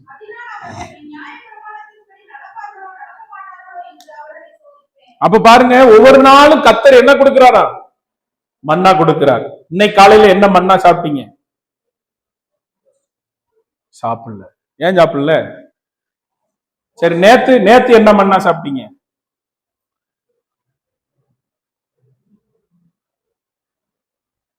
நேத்து என்ன மன்னா சாப்பிட்டீங்க, தோசையா, காளான் பிரியாணி காலையிலேவா? ஓகே. ஆ, சோறு சாப்பிட்டேன். கரெக்டா வருதுன்னு சொல்லியிருக்காப்ல. யூதர்களுக்கு கொடுத்து தப்பு, தூதர்களுக்குரியது. ஆமா. அப்ப டெய்லி காலையில என்ன சாப்பிடணும்? மன்னா சாப்பிடணும். ஆமா, தேவ வசனத்தை என்ன செய்யணும்? உட்கொள்ள வேண்டும். அல்லேலூயா. அப்ப தினமும் காலையில அவங்களுக்கு என்ன கிடைச்சது? மன்னா கிடைச்சது. அது வெயில் ஏறணும்னு என்ன ஆயிடுச்சு? உருகிருச்சு. அப்ப என்னன்னா, வேத வசனத்தை காலையில எந்திரிச்சு என்ன செய்யணும்? ஆமா, பால்காரன் வர்றதுக்கு முன்னாடி, காய்கறிக்காரன் வர்றதுக்கு முன்னாடி, கோலப்பொடிக்காரன் வர்றதுக்கு முன்னாடி, சூரியன் உதிக்கிறதுக்கு முன்னாடி என்ன சாப்பிட்டுருக்கணும்? மன்னா சாப்பிட்டுருக்கணும். சூரியன் வந்துருச்சுன்னா மன்னா என்ன செஞ்சிடும்? ஆமா, அமைதியா நிசப்தமா இருக்கும்போது வேத வசனத்தை சாப்பிட்டீங்கன்னா அது எங்க போவோம்? உள்ளுக்குள்ள போய், நம்ம வெளியே சாப்பிடுறோம்ல, வெளியே சாப்பிட்டு என்ன செய்யற? புஷ்டியா இருக்கும். அப்புறம் கொலஸ்ட்ரால் வருது, பிரஷர் வருது, சுகர் வருது, எல்லாம் வருது. அது வேற கதை. உள்ளுக்குள்ள என்ன செய்யணும்? வசனத்தை சாப்பிடணும். அதுதான் மன்னா. அல்லேலூயா. அந்த மன்னாவை என்ன செய்யணுமா? சாப்பிட வேண்டும். அந்த மன்னா எங்கிருந்து வருகிறது என்றால் வானத்திலிருந்து வருகிறது. ஏன் சூரியன் உதிக்கிறதுக்கு சூரியன் உதிச்ச பிறகு உருகி போயுதுன்னா, சூரியன் உதிச்ச பிறகு அந்த சவுண்டு, இந்த சவுண்டு, போனு எல்லாம் வந்துச்சுன்னா வேத வசனத்தை நீங்க கவனமா என்ன செய்ய முடியாது? படிக்க முடியாது. அல்லேலூயா. அப்போ ஒவ்வொரு நாள் நமக்கு என்ன சாப்பிடணும்? மன்னா ஹெல்த் மிக்ஸ் எல்லாம் சாப்பிடக்கூடாது. காலையில இருந்துச்சு என்ன சாப்பிடணும்? ஆமா, மன்னா சாப்பிட வேண்டும். அல்லேலூயா. அப்ப காலையில இருந்துச்சு நம்ம எதுக்கெல்லாமோ நேரம் செலவழிக்கிறோம், அப்படிதானே? அதிகாலை ஜெபத்துல உள்ளவங்க ஏதோ ஓரளவு தப்பிச்சுக்கிடுறாங்க. டெய்லி ஒரு வசனத்தை வாசித்தம் பாஸ்டர் அப்படின்னு என்ன செஞ்சுக்கலாம், சொல்லிக்கலாம். மற்றவங்க நிலைமை எப்படின்னு எனக்கு என்ன செய்யாது, தெரியாது. அது உங்களுக்கும் கடவுளுக்கும் உள்ளது. அப்போ அனுதினமும் காலையில் அவர்களுக்கு என்ன கொடுத்தாரா? மன்னா கொடுத்தார். அதுலயும் பாத்தீங்கன்னா இன்னொன்னு சொல்லப்படுகிறது, ஓய்வு நாளுக்கு முதல் நாள் என்னது? ஓய்வு நாள் அன்னைக்கு மன்னா என்னது? கிடைக்காது. அப்ப இன்னைக்கு கேட்டீங்கன்னா தரமாட்டார் ஆண்டவர். அது எங்க கிடைக்கும்? சர்ச்சில் தான் கிடைக்கும். அல்லேலூயா. அப்போ ஓய்வு நாளுக்கு முதல் நாள் அவர் 2 பங்கை எடுத்து வச்சு வீட்டுல என்ன செஞ்சுக்கோ, வச்சுக்கோ. மத்த நாள் எடுத்தோம்னா என்ன செய்யும்? அது அழுகி போய்விடும். அப்ப தினமும் நம்ம என்ன செய்யணும்? வேத வசனத்தை வேலைக்கு போறதுக்கு முன்னாடியோ அதிகாலையிலே நாம் ஜெபித்து வேத வசனத்தை என்ன செய்யணும்? வாசிக்கிறவர்களாக இருக்க வேண்டும். அல்லேலூயா. அப்ப வானத்திலிருந்து அவர்களுக்கு என்ன செய்தாரா? மன்னாவை கொடுத்தார். யோவான் 6:31 வாசிங்க.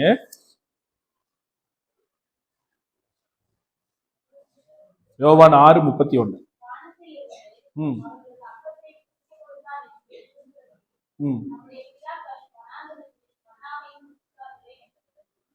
நம்முடைய பிதாக்கள் வனாந்தரத்தில் என்னத்தை புசித்தாங்களா?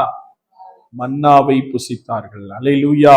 அப்ப அதிகாலையில் நாம் தேவ சித்தம் அல்லது தட்டுகிறது எதை குறிக்கிறது என்றால் தேவ வசனத்தை சாப்பிடுவதை என்ன செய்கிறது? குறிக்கிறது. லூக்கா 11வது அதிகாரம் 5 முதல் வாசிங்க. லூக்கா 11:5.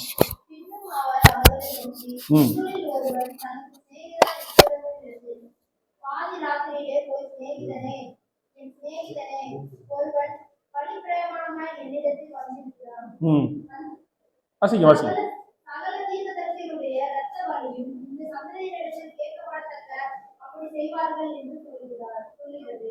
மாறிட்டு நினைக்கிறேன்.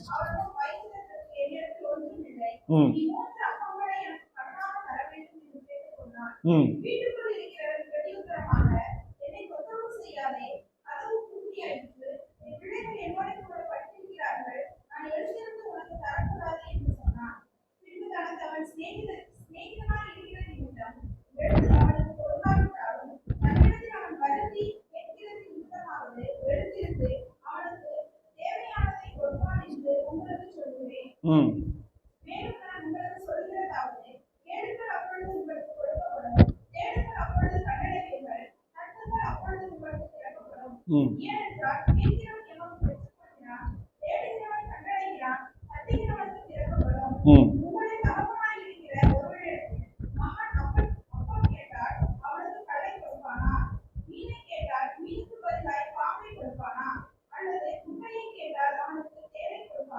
ம்.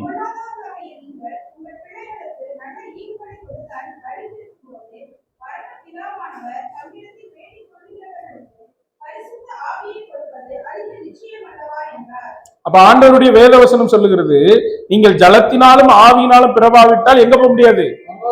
பரலோக ராஜ்யத்திற்கு போக முடியாது அப்படின்னு சொல்லிட்டு இங்க சொல்லுகிறார். ஒரு சிநேகிதன் இருக்கிறான், அவன் என்ன செய்ய, அவன் வீட்டுக்கு இன்னொருத்தன் வருகிறான், வழிபோக்கனா இவருத்த வந்த பசியா இருக்கிறேன்னு சொல்றான். இவன்கிட்ட சாப்பாடு இல்ல. சாப்பாடு இல்லைன்னு இவன் எங்க போறான்னா தன்னுடைய சிநேகிதன் வீட்டுக்கு என்ன செய்யறான்? போகிறான். அங்க போய் கதவை தட்டுறான். எந்தி எந்தி என்ன ஏப்பா, எங்க வீட்டுக்கு ஒருத்தர் வந்திருக்கிற, சாப்பாடு கேட்கிற, நீ சாப்பாடு கொடு. அப்பா சொல்றான், எங்க பாரு, நான் என்னது இப்ப என்னோட யூனிஃபார்ம் எல்லாம் மாத்தி நான் நைட் ட்ரெஸ் போட்டேன், தூங்கிட்டேன். என் மனைவி என் பிள்ளைங்க எல்லாருமே யார் கூட தூங்குறாங்க? என் கூட தான் தூங்கிட்டு இருக்காங்க. இப்ப நீ கேட்டேன்னு நான் என்ன செய்ய முடியாது? தர முடியாது. இவன் என்ன செய்யல, போகல. மறுபடியும் தட்டுறான். டேய், அவன் ரொம்ப பசியா இருக்கான்டா, கிறங்கி விழுந்துருவான், ஏதாட்டும் ஒண்ணு செய்ய அப்படின்னு சொன்ன. அவன் வருந்தி கேட்டது நிமித்தம். அல்லேலூயா. அவன் என்ன செய்யறான்? வருந்தி கேட்டது நிமித்தம். அப்போ நம்ம நிறைய காரியத்துக்கு நிறைவேற்றிட்டு என்ன செய்யறோம்? வருந்தி கேட்கிறோம். அப்ப ஆண்டவர் இங்க சொல்லுகிறார், பரிசுத்த ஆவிக்காக என்னைக்காவது வருந்தி கேட்டிருக்கிறீங்களா? பரிசுத்த ஆவிக்காக ஞானஸ்தானம் எடுத்து இத்தனை வருஷம் ஆயிட்டு, இத்தனை மாதங்கள் ஆயிட்டு, பரிசுத்த ஆவியை கேட்கறதுக்கு நீங்க என்ன பிரயாசப்பட்டீங்க? ஒரு சிநேகிதன் இன்னொருத்தனுக்காக உணவு கொடுப்பதற்காக அவன் போய் வருந்தி நடுராத்திரியில ஒருத்தனை தட்டி எழுப்பி சோறு கொடுன்னு கேட்கும் பொழுது, பொல்லாதவர்களாகிய அவர்களே தங்களுடைய பிள்ளைகளுக்கு நல்ல ஈவை செய்யும் பொழுது, உங்களுக்காக ஜீவனை கொடுக்க போகிற தகப்பனிடத்துல நீங்கள் பரிசுத்த ஆவியை கேட்டிருக்கிறீங்களா அப்படின்னு சொல்றேன். அல்லேலூயா. அப்ப பரிசுத்த ஆவியானவர் இருந்தாதான் தேவனுடைய சித்தத்தையும் தேவனை தட்டி கொண்டே இருப்பதற்கு அவர் நம்மை உற்சாகப்படுத்தி கொண்டே இருப்பார். அல்லேலூயா, அல்லேலூயா. நம்ம கொஞ்ச நேரம் ஜெபம் பண்ணிக்கிட்டே இருந்தேன், என்னால ஜெபம் பண்ண முடியல, அப்படி கொஞ்சம் ஒரு போராட்டமா இருந்துச்சு. அப்ப ஆண்டவர்கிட்ட சொன்னேன், ஆண்டவரே எனக்கு ஜெபம் பண்ண முடியல, நீங்க தான் எனக்கு உதவி செய்யணும், இந்த வசனத்தெல்லாம் என்னது நாளைக்கு சொல்லணும் அப்படின்னு ஜெபம் பண்ணும் பொழுது ஆண்டவர் அப்படியே என்ன செஞ்சாரு? அதெல்லாம் மாற்றினார். பரிசுத்த ஆவியானவருடைய துணை நமக்கு மிகவும் முக்கியம். அல்லேலூயா. அப்போ நம்ம ஞானஸ்தானம் எடுத்திருக்கிறோம், சர்ச்சைக்கு வரோம், வேத வாசிக்கிறோம், ஜெபம் பண்றோம். எத்தனை பேர் பரிசுத்த ஆவியானுடைய அபிஷேகத்தை இன்னும் பெறாம இருக்கிறோம்? அப்ப இந்த பரிசுத்த ஆவியானவருடைய அபிஷேகத்தை பெறுவதற்கு நீங்க என்ன பிரயாசப்படுறீங்க? அவன் வேண்டி வருந்தி என்ன செஞ்சுக்கிட்டான்? கேட்காம. நம்ம காலையில எழுந்திரிச்சு பெறப்படுறதுக்கு எவ்வளவு பிரயாசப்படுறோம், ஸ்கூலுக்கு போகிறதுக்கு, வேலைக்கு போகிறதுக்கு, பிள்ளைகளுடைய காரியத்தை பார்க்கறதுக்கு, நம்மளுடைய காரியத்தை பார்க்கறதுக்கு எவ்வளவோ என்ன செய்கிறோம்? பிரயாசப்படுகிறோம். பரிசுத்த ஆவியை பெற்றுக்கொள்வதற்கு என்ன பிரயாசப்படுகிறீர்கள்? பரிசுத்த ஆவியை பெற்றுக்கொள்வதற்கு எவ்வளவு நேரம் ஜெபம் பண்றீங்க? பரிசுத்த ஆவியை பெற்றுக்கொள்வதற்கு எவ்வளவு நேரம் வேதத்தை வாசிக்கீங்க? பரிசுத்த ஆவியை பெற்றுக்கொள்வதற்கு உங்களுடைய முனைப்பு, உங்களுடைய பிரயாசம் என்னவா இருக்கிறது? சொல்லுங்க, யாரெல்லாம் பரிசுத்த ஆவியை பெறல? அவ எவ்வளவு நேரம் ஆண்டவர்கிட்ட கேட்கீங்க? அப்ப கேட்கும் பொழுதுதான் ஆண்டவர் நமக்கு என்ன செய்கிறார்? தருகிறவராக இருக்கிறார். அல்லேலூயா. அப்ப இதைத்தான் சொல்லுகிறாரு. அப்போ ஜலத்தினாலும் ஆவினாலும் பிறவாதவன் எங்க போக முடியாது? பரலோக ராஜ்யத்துக்கு என்ன செய்ய முடியாது? போக முடியாது. அல்லேலூயா. இன்னொரு இடத்துல ஆண்டவர் சொல்லுகிறார், வெளிப்படுத்தின 3வது அதிகாரம் 8வது வசனத்தை வாசிக்கும் பொழுது,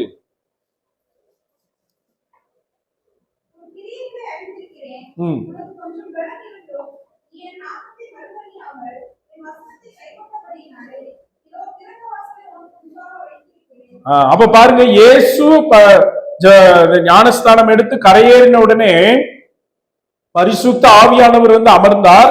வானம் அவருக்கு என்ன செய்யப்பட்டதா?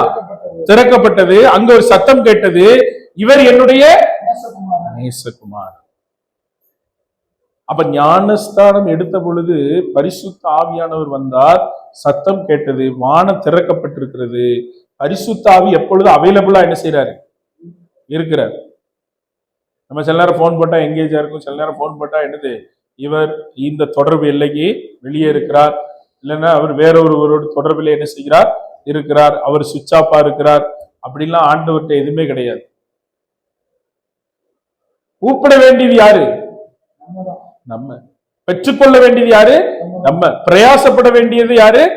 நம்ம. அப்ப நம்ம கேட்டாதான் பரிசுத்த ஆவியானவர் நமக்கு என்ன செய்வார்.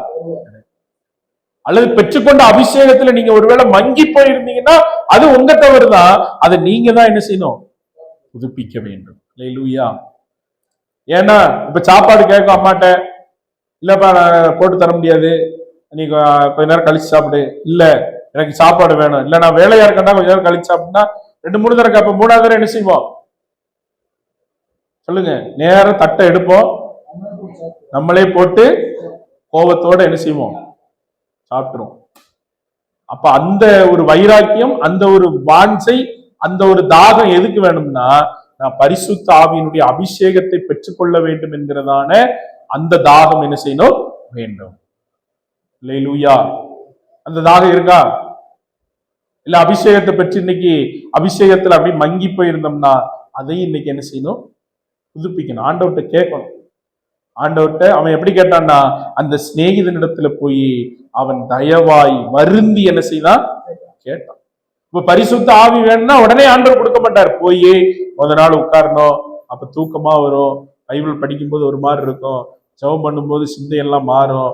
அது தொடர்ந்து 1 நாள் 2 நாள் 3 நாள் வாஞ்சை பெருக பெருக பெருக பெருக பரிசுத்த ஆவியானவர் நம்மை நிரப்புவார். அல்லேலூயா, அல்லேலூயா. அப்போ இங்க சொல்லப்படுகிறது கொஞ்சம் பலன் இருந்தது, அங்க என்ன செய்யப்படுகிறதா, திறந்த வாசலை உனக்கு முன்பாக வைத்திருக்கிறேன், ஒருவன் அதை என்ன செய்ய முடியாது, கூட்ட முடியாது. அப்ப பரிசுத்த ஆவியானவர் அவைலபிளா இருக்கிறாரு. அப்ப நீங்க தான் என்ன செய்யணும், பெற்றுக்கொள்ளுகிறவர்களாக இருக்க வேண்டும். உன்னத பாட்டு 5வது அதிகாரம் 2வது வசனத்தை வாசிக்கும் பொழுது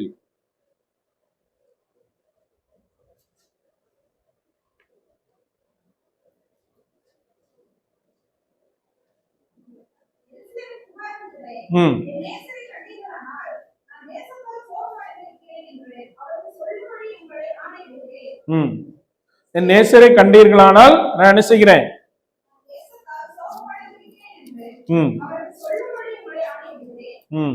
அப்ப பாருங்க, நேசத்தால் என்ன ஆயிருக்கிறாங்களா, சோகமடைந்திருக்கிறார்கள். அப்ப காலதாமதமாய் நம்ம தேடினால் அது வேஸ்ட். காலதாமதமாய் என்னது தேடினால் அது என்னது வேஸ்ட். அந்த வசனம் 5:2 வாசிங்க. நான் நித்திரை பண்ணினேன்,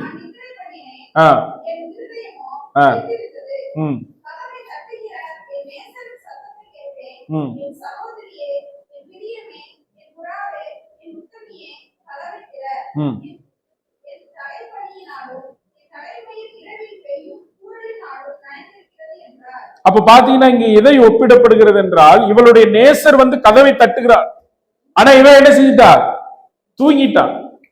தூங்கினதுனால நேசர் போயிட்டாரு. இப்ப இவன் மறுபடியும் நேசரை தேடி என்ன செய்கிறார், அலைகிறவளாக இருக்கிறார். அல்லேலூயா. அப்போ நமக்கு காலத்தை பிரயோஜனப்படுத்தி கொண்டு பரிசுத்த ஆவியை நாம் என்ன செய்யணும், பெற்றுக்கொள்ளுகிறவர்களாக இருக்க வேண்டும். அல்லேலூயா. காலத்தை பிரயோஜனப்படுத்தி கொண்டு பரிசுத்த ஆவியை நாம் என்ன செய்யணும், பெற்றுக்கொள்ள வேண்டும். பாத்தீங்கன்னா காலத்தை பிரயோஜனப்படுத்தாதவர்களுடைய நிலைமையை குறித்தும் அங்க என்ன செய்யப்பட்டிருக்கிறது. இப்ப இதெல்லாம் நம்ம யாரை குறிச்சு பார்த்தோம்னா மனுஷர்கள் கதவை தட்டினதை என்ன செஞ்சோம் பார்த்தோம். இன்னொன்னு ஒண்ணு மட்டும் பார்ப்போம். 12வது அதிகாரம் லூக்கா 12:36 வாசிங்க.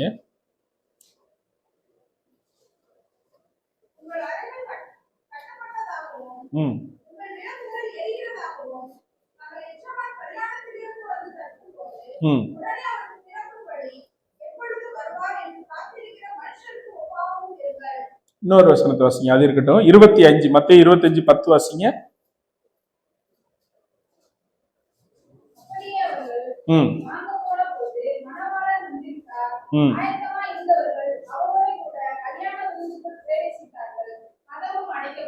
அப்ப பாத்தீங்கன்னா இப்ப என்ன ஆகி போச்சுன்னா, கல்யாண விருந்துக்கு மணவாளன் என்ன செய்கிறார், வருகிறார். 10 கன்னிகைகள் எப்படி இருக்கிறாங்க இருக்கிறாங்க. அதுல 5 பேர் என்ன இருக்கிறது, தீவெட்டியோட இருக்கிறாங்க, எண்ணெயோட இருக்காங்க. 5 பேருக்கு என்னது இல்ல, எண்ணெய் இல்ல. அப்ப எண்ணெய் எதை குறிக்கிறது? பரிசுத்த ஆவியானவரை குறிக்கிறது. இப்ப இங்க எத்தனை பேர்? 40 பேர் இருக்கோம். இதுல எத்தனை பேர் பரிசுத்த ஆவியானவரை பெற்றிருக்கிறீங்க? எத்தனை பேர்கிட்ட எண்ணெய் இருக்கு? சதீஷ்ட மட்டும்தான் என்ன இருக்கு, அவர் தான் விற்கிறாரு. அப்படி பரிசுத்த ஆவியானவரை பெற்றவர்கள் அந்த 5 பேர் மாத்திரம் தான் எங்க போனாங்க? ஆமா, கதவு தட்டும் போது என்ன சொல்லப்படுகிறது? கடைசி எக்காலம் துணிக்கும் பொழுது பரிசுத்த ஆவியானவரை பெற்றவர்களுக்கு தான் அந்த எக்கால சத்தம் கேட்கும். அல்லேலூயா. பரிசுத்த ஆவியை பெறலன்னா என்ன செய்யாது? கேட்காது. அப்போ புத்தியுள்ள அந்த 10 கன்னிகையிலே 5 பேர் என்ன செய்தார்கள்? அவர்கள் எண்ணெயோடு வந்திருந்தாங்க. தீவெட்டி அவர்களிடத்தில் இருந்தது, அவர்களிடத்துல பந்தமும் இருந்தது.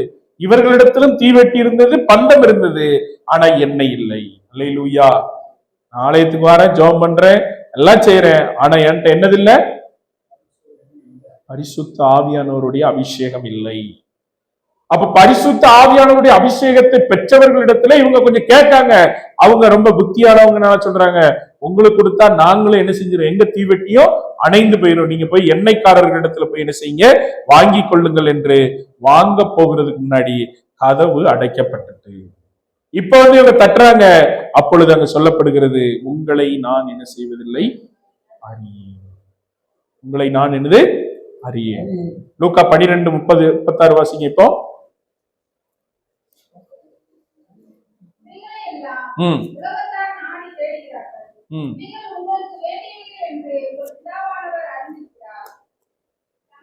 இல்லம்மா, லூக்கா 12:36. இருந்து வந்து தட்டும் போது உடனே அவனுக்கு திறக்கும்படி எப்பொழுது வருவார் என்று காத்திருக்கிற மனுஷருக்கு ஒப்பாவும் இருங்கள். அப்ப பாருங்க, எத்தனை பேர் நம்மளால சொல்ல முடியும்? இன்னைக்கு ஆண்டவர், நான் ஆண்டவர்கிட்ட நான் கேட்டிருக்கேன், ஏசப்பா என்ன நீங்க வரும்போது என்ன கைவிட்டுறாதீங்கப்பா, என்னை எடுத்துக்கோங்கப்பா, நான் கைவிடப்பட்டவங்களா மாறிடக்கூடாது, நான் உங்களுக்காகத்தான் வாழ்றேன், பாவத்தெல்லாம் விட்டு ஞானஸ்தானம் எடுத்தேன், ஆலயத்துக்கு போறேன், செபிக்கிறேன், ஆனா வருகையில என்ன கைவிட்டுறாதீங்கன்னு எத்தனை பேர் கண்ணீரோட கேட்டிருப்போம்? எத்தனை நாள் அப்படி ஜெபம் பண்ணியிருப்போம்? ஆனா இங்க நடந்தது என்னன்னா, எஜமான் வரும் பொழுது விழித்திருக்கிற வேலைக்காரனாக இருக்க வேண்டும். அல்லேலூயா. அந்த விழித்திருந்தா தான் என்ன செய்ய முடியும்? கதவை போய் திறக்க முடியும். கதவை திறந்தாதான் எஜமான் என்ன செய்வார்? உள்ளே வருவார். அல்லேலூயா. வாசிங்க. எஜமான் வரும்போது விழித்திருக்கிறவர்களாக காணப்படுகிற ஊழியக்காரரே பாக்கியவான்கள். அவர்களை கட்டிக்கொண்டு அறையை கட்டிக்கொண்டு அவர்களை பந்தியில் இருக்க செய்து சமீபமாய் வந்து அவர்களுக்கு ஊழியம் செய்வார் என்று மெய்யாகவே உங்களுக்கு சொல்லுகிறேன். அல்லேலூயா. மெய்யாகவே உங்களுக்கு நான் என்ன செய்கிறேன் சொல்லுகிறேன். அப்போ பரிசுத்த ஆவியை பெற்றாதான், பரிசுத்த ஆவியை பெற்ற தாவீதுக்கு வீழ்ச்சி இருந்தது, அப்படிதானே? அவன் பாவத்துல இருந்தான், ஆலயத்துக்கும் போய்கிட்டு இருந்தான், பாவத்தையும் என்ன செஞ்சிருந்தான், செஞ்சுக்கிட்டு இருந்தான். ஆனால் அவனுக்கு உணர்த்தப்பட்ட பொழுது அவன் சாஷ்டாங்கமாய் விழுந்தான். அல்லேலூயா. அப்ப பரிசுத்த ஆவியை பெற்றவர்கள் வீழ்வது இல்லைன்னு கிடையாது, வீழ்ச்சி வந்தாலும் பரிசுத்த ஆவியானவர் அவர்களை மறுபடியுமாக என்ன செய்வார்? எந்திக்க பண்ணுகிற தேவனாக இருக்கிறார். அல்லேலூயா. இன்னொன்னு சொல்லப்பட்டிருக்கிறது, தேவனுடைய வித்து உங்களுக்குள் இருக்குமானால் நீங்கள் பாவம் செய்யாதவர்களாய் இருப்பீர்கள் என்று என்ன செய்கிறது? வேதம் சொல்லுகிறது. அல்லேலூயா. அப்ப இன்னைக்கு நம்ம வேலைக்காக பிரயாசப்படுகிறோம், நம்முடைய பிள்ளைகள் எதிர்காலத்துக்காக பிரயாசப்படுகிறோம், நம்முடைய காரியத்துக்கு போவதற்கு பிரயாசப்படுகிறோம். ஆனா எவ்வளவு தூரம் பரிசுத்த ஆவியை பெற்றுக்கொள்வதற்கு நாம் பிரயாசப்பட்டு ஜெபிக்கிறோம்? எத்தனை முறை கண்ணீர் வடித்து ஆண்டவரே எனக்கு அபிஷேகம் தாரும் என்று நாம் கேட்டிருக்கிறோம்? எத்தனை முறை உபவாசித்து ஜெபித்து ஆண்டவரே இன்றைக்கு எனக்கு ஒரு அபிஷேகத்தை பெற்றாதான் நான் இந்த இடத்துல இருந்து வெளியே போவேன் என்று சொல்லி வைராக்கியமா ஜெபித்த நேரங்கள் எப்பொழுது? அல்லேலூயா. அதே போலதான் அங்கு சொல்லப்படுகிறது, ஆண்டவரே நீர் வந்தா நான் எடுத்துக்கொள்ளப்படணும் அப்படின்னு சொல்லி எத்தனை நேரம் நாம் கண்ணீரோடு செபித்து இருக்கிறோம்? எத்தனை நேரம் ஆண்டவரிடத்துல கேட்டிருப்போம்? அப்படி இதெல்லாம் ஆண்டவர் நம்மை உற்று நோக்குகிறவராக இருக்கிறார். அல்லேலூயா. அப்ப நம்ம தட்டுகிறது நம்முடைய ஆசீர்வாதத்திற்கு மாத்திரமல்ல, நம்முடைய மறுமையின் வாழ்க்கைக்கு நாம் கடந்து போவதற்காக கூட ஆண்டவருடைய சமூகத்துல நாம் அனுதினமும் தட்டுகிறவர்களாக இருக்க வேண்டும். அல்லேலூயா. அல்லேலூயா. நம்ம வருமானம் சரியில்லைன்னா அதை ரீகால் பண்ணி பாக்குறோம், அப்படிதானே? நம்முடைய குடும்பத்துல பிரச்சனை, அதை ரீகால் பண்ணி பார்க்கிறோம். நம்முடைய வண்டியில பிரச்சனை, ரீகால் பண்ணி பார்க்கிறோம். நம்முடைய பாதையில பிரச்சனை, அதெல்லாம் என்ன செய்யறோம்? சரிப்படுத்த பார்க்கிறோம். ஆனா எத்தனை நேரத்துல நம்முடைய ஆவிக்குரிய வாழ்க்கையை, நம்முடைய ஜெப வாழ்க்கையை, நம்முடைய பரிசுத்த வாழ்க்கையை, நம் தேவனுக்காக வாழ்கிற வாழ்க்கையை, நம்ம ஆலயத்தினுடைய வாழ்க்கையை, அந்த ஆவிக்குரிய வாழ்க்கையினுடைய சரிப்படுத்துதலுக்காக எத்தனை நேரம் நம்ம ரீகால் பண்ணி பார்க்கிறோம். எதெல்லாம் சரியில்லை, என் ஆவிக்குரிய வாழ்க்கையில என் தனி ஜெபம் சரியாக இருக்கிறதா, என் ஆவிக்குரிய வாழ்க்கையில என் குடும்ப ஜெபம் சரியாக இருக்கிறதா, என் ஆவிக்குரிய வாழ்க்கையில என் சிந்தை சரியாக இருக்கிறதா, என்னுடைய ஆவிக்குரிய வாழ்க்கையில என் பரிசுத்தத்துலதான் நான் நடக்கிறேனா, என் ஆவிக்குரிய வாழ்க்கையில இந்த வேத வசனத்தின்படி நடக்கிறேனா, ஆவிக்குரிய வாழ்க்கையில இந்த பிரமாணத்தின்படி நான் நடக்கிறேனா அப்படிங்கிறது எத்தனை தடவை நாம் சிந்தித்து பார்க்கிறோம். இதற்காகத்தான் ஆண்டவர் சொல்லுகிறார், தட்டுங்கள் திறக்கப்படும் என்று. அல்லேலூயா. நம்ம தட்டதான் கர்த்தர் நம்மோடு உணர்த்துகிறவராக இருக்கிறார், கர்த்தர் நம்மோடு பேசுகிறவராக என்ன செய்கிறார்? இருக்கிறார். பிரியமானவர்களே, அல்லேலூயா. வெளிப்படுத்தல் 3வது அதிகாரம் 20வது வசனம் சொல்லுகிறது,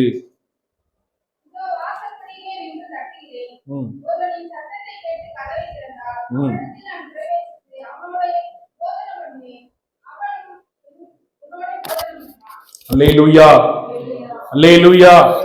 இப்ப இவ்வளவு நேரம் மனுஷன் தட்டினதை பார்த்தோம், இப்ப கடவுள் தட்டுகிறார். இப்ப யார் தட்டுறா? தேவன் தட்டுகிறார். அல்லேலூயா. இந்த உலகத்துல தேவனை அறியாத ஜனங்களுடைய இருதயத்தை ஆண்டவர் தட்டி கொண்டு இருக்கிறார். அல்லேலூயா.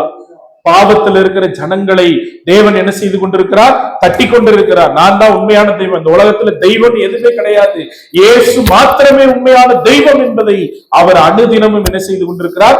தட்டி கொண்டே இருக்கிறார். அல்லேலூயா. இந்த உலகத்துல நான் தான் உனக்காக ஜீவனை கொடுத்தேன், சிலுவையில மரணித்தேன், 3ஆம் நாள் உயிரோடு என்ன செய்தேன்? எழுந்திருக்கிறேன், இன்றைக்கும் உயிரோடு இருக்கிறேன். அல்லேலூயா. எந்த கடவுள் என்று சொல்லக்கூடிய எதுவும் மரணத்திலிருந்து உயிர்த்தெழுந்து வரவில்லை. மகான்கள் யாரும் மரணத்திலிருந்து உயிர்த்தெழுந்து வரவில்லை. எல்லாரும் என்ன செய்யுங்க? கடவுளை தேடினார்கள். ஆனால் இயேசு மட்டும்தான் சொன்னார், நான் தான் தெய்வம், என்னை கண்டவன் பிதாவை கண்டான். அல்லேலூயா. அந்த தெய்வம் தான் இன்னைக்கு ஒவ்வொருவருடைய கதவை என்ன செய்கிறார்? தட்டுகிறார். ஒருவன் என் சத்தத்தை கேட்டு கதவை திறந்தால் நான் அவனோடு கூட என்ன செய்வேன்? போஜனம் பண்ணுவேன். அல்லேலூயா. அந்த 10 கன்னிகையில 5 பேருக்கு கதவு என்ன செய்யப்பட்டது? அடைக்கப்பட்டது. இனி அந்த கதவு என்ன செய்யாது? திறக்கப்படாது. அதே போல பாத்தீங்கன்னா ஆதியாகம புஸ்தகம் 7வது அதிகாரம் 16வது வசனத்துல ஒரு கதவு அடைக்கப்பட்டது. ஆதியாகமம் 7:16 வாசிங்க.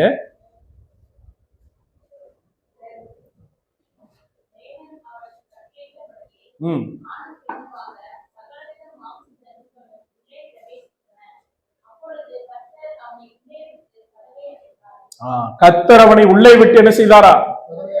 கதவை அடைத்தார். இப்போ முதலுடைய கதவு அடைக்கப்பட்டது. எப்படின்னா நோவா எத்தனை வருஷம் பிரசங்கம் பண்ணானா? 120 வருஷம் என்ன செஞ்சான்? பிரசங்கம் பண்ண. மழை வரப்போது, மழை வரப்போது, ஜனங்கள் பாவத்தை விட்டு மனம் திரும்புங்கள், ஆண்டவரை ஏற்றுக்கொள்ளுங்கள் என்று என்ன செய்தார்? பிரசங்கம் பண்ணி கொண்டே இருந்தார். நம்ம இன்னைக்கு எத்தனை நேரம் ஆண்டவரை பத்தி சொல்றோம், எத்தனை பேருக்கு ஆண்டவரை பத்தி சொல்றோம், எத்தனை கதவுகளை நீங்களும் நானும் தட்டி கொண்டு இருக்கிறோம். நோவா நிறைய கதவை தட்டினா, மாமா கதவை தட்டினா, மச்சான் கதவை தட்டினா, சம்பந்தக்காரங்க கதவை தட்டினா, அவன் கூட பிறந்திருந்தா அவங்களுடைய கதவுகள், எல்லாருடைய கதவையும் அவன் என்ன செய்தான்?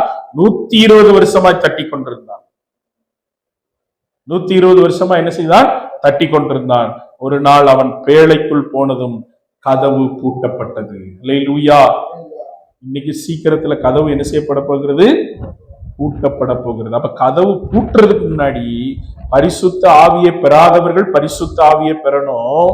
நாம் கர்த்தருக்குடைய அந்த சுவிசேஷத்தின் அந்த வழியே திறக்காத இதயங்களை தட்டி நாம் என்ன செய்யணும்? சொல்லுகிறவர்களாக இருக்க வேண்டும். அல்லேலூயா. இப்ப கதவை யார் பூட்டினான்னா? தேவனே பூட்டினார். கதவை யார் பூட்டினார்? தேவனே பூட்டினார். அந்த 10 கன்னிகையில் 5 கன்னிகையில் இருக்கும்போது அங்கே யார் பூட்டினார்? தேவன் தான் பூட்டினார். அந்த கதவை யாராலும் என்ன செய்ய முடியாது? திறக்க முடியாது. மனுஷன் பூட்டினா ஆண்டவர் திறப்பார். மனுஷன் பூட்டி இருந்தான்னா நீங்க ஜெபத்துல தரித்திருக்கும் பொழுது, ஆண்டவரிடத்துல உபவாசித்து ஜெபிக்கும் பொழுது, கண்ணீரோடு ஜெபிக்கும் பொழுது, பாரத்தோடு ஜெபிக்கும் பொழுது, கர்த்தர் உங்களுக்காக கதவை திறப்பார். அல்லேலூயா. ஆனால் கதவை திறக்கிறவரே கதவை பூட்டினா யாராலும் என்ன செய்ய முடியாது? ஒரு கதை சொல்ற ஒரு ராஜா சொன்னாரு, இந்த கதவு பூட்டி, இந்த கதவுக்கு சரியான சாவியை போட்டு இது திறந்தீங்கன்னா உள்ள கஜானா நிறைய என்ன இருக்கு? தங்க இருக்கு. யாரு வேணாலும் என்ன செய்யலாம்? எடுத்துட்டு போலாம். பாத்தீங்கன்னா எல்லாரும் பல விதத்துல திட்டம் போட்டு, இப்படி இந்த கதவு, இந்த சாவி, அந்த சாவி, இந்த சாவி அப்படின்னு எல்லாம் இங்க இருந்தே அவங்க எல்லாம் என்ன செஞ்சுக்கிட்டு இருக்கிறாங்க? கணக்கு போட்டுக்கிட்டு இருக்காங்க. ஆனா ஒரு இளைஞன் வந்தா, நான் போய் திறக்க போறேன். அவன் சொன்னா, இங்க பெரிய பெரிய பட்டறையில உள்ளவங்க எல்லாம் இருக்கிறாங்க, தங்க ஆசாரி எல்லாம் இருக்கிறாங்க, அவங்கெல்லாம் சாவியை கொண்டு போய் திறக்க முடியல, நீ எப்படிடா போய் திறப்ப? அவன் சொன்னா, நான் முதல்ல போய் பார்த்துட்டு வரேன் எப்படி சாவி சேரும் அப்படின்னு. அங்க போனா பாத்தீங்கன்னா கதவே பூட்டல, திறந்துதான் இருந்தது. கதவை என்ன செய்யல? பூட்டல, திறந்துதான் இருந்தது. அவனை ஆண்டவர் என்ன செஞ்சாரா? மந்திரியா வச்சாரு. அப்ப முதல்ல நம்ம செய்ய வேண்டியதை என்ன செய்யணும்? செய்யணும். பார்க்க வேண்டியதை நம்ம என்ன செய்யணும்? பார்க்கணும். ஆண்டவரை ஜெபம் பண்ணி எப்படியாவது பரிசுத்த ஆவி என்ன செய்யணும்? பெற்றுக்கொள்ளணும். ஆண்டவரை ஏற்றுக்கொள்ளுகிறாங்களோ இல்லையோ சுவிசேஷத்தை என்ன செய்யணும்? சொல்லணும். ஆண்டவரை ஏற்றுக்கொள்ளுகிறாங்களோ இல்லையோ சுவிசேஷத்தை என்ன செய்யணும்? சொல்லணும். அகஸ்டின் ஜெபகுமார் அன்னைக்கு சொன்னாரு, ஏப்பா நீ துப்பாக்கி வச்சு என்ன சுட்டா அட்ரஸ் தான் மாறும், வேற ஒண்ணு என்ன செய்வதில்லை, நடக்க போறது இல்லை. அல்லேலூயா. என்ன அட்ரஸ்? இங்க இருந்த மூகாம்பிகை நகர், அங்க இருந்த இயேசு நகர், அவ்வளவுதான். அல்லேலூயா. இங்க இருந்தா ஆண்டவருக்காக ஊழியம் செய்ய போறோம், அங்க இருந்தா ஆண்டவர் கூட என்ன செய்ய போறோம்? இருக்க போகிறோம். அப்ப கதவு பூட்டப்பட்டது. பூட்டினது யாருன்னா தேவன் பூட்டினார். அல்லேலூயா. அப்போ பரிசுத்த ஆவியை பெற்ற நம்மை எடுத்துக்கொள்ள ஆண்டவர் சீக்கிரம் என்ன செய்ய போகிறாரு? வரப்போகிறார். அல்லேலூயா. உலகத்தினுடைய அக்கிரமங்கள், உலகத்தினுடைய அழிவுகள், உலகத்தினுடைய பாவங்கள், உலகத்தினுடைய எல்லாம் இன்றைக்கு என்ன செய்திருக்கிறது? பெருத்து போயிருக்கிறது. அல்லேலூயா. எல்லாம் இன்னைக்கு டெக்னாலஜி வளர்ந்து என்ன செய்கிறது? இருக்கிறது. ஆபரேஷனுக்கு இன்னைக்கு ரோபோ என்ன செஞ்சிருச்சு? வந்துருச்சு. தலையை எடுத்துட்டு வேற தலையை வச்சு என்ன செய்யறான்? ஆளை உயிரோடு வெளியே கொண்டு வர்ற ஆபரேஷன் எல்லாம் என்ன செஞ்சிருச்சு? நடந்துருச்சு. வீட்டுல வேலை செய்யறதுக்கு ரோபோ என்ன செய்யுது? இருக்கு. திருமணம் முடிக்கிறதுக்கு பெண் வேண்டாம், ரோபோவே என்னது இருக்கு. இப்படி எல்லாத்தையும் என்ன செஞ்சுக்கிட்டு இருக்காங்க? கண்டுபிடித்துக் கொண்டிருக்கிறார்கள். அல்லேலூயா. எல்லாம் ஆயத்தமாய் கொண்டிருக்கிறது. சீக்கிரத்திலே சபை என்கிறதான கதவும் பூட்டப்பட போகிறது. அல்லேலூயா. எப்படி ஆண்டவர் பேழையை பூட்டினாரோ, அதுக்கப்புறம் அந்த பேழைக்குள்ள யாருமே என்ன செய்ய முடியாது?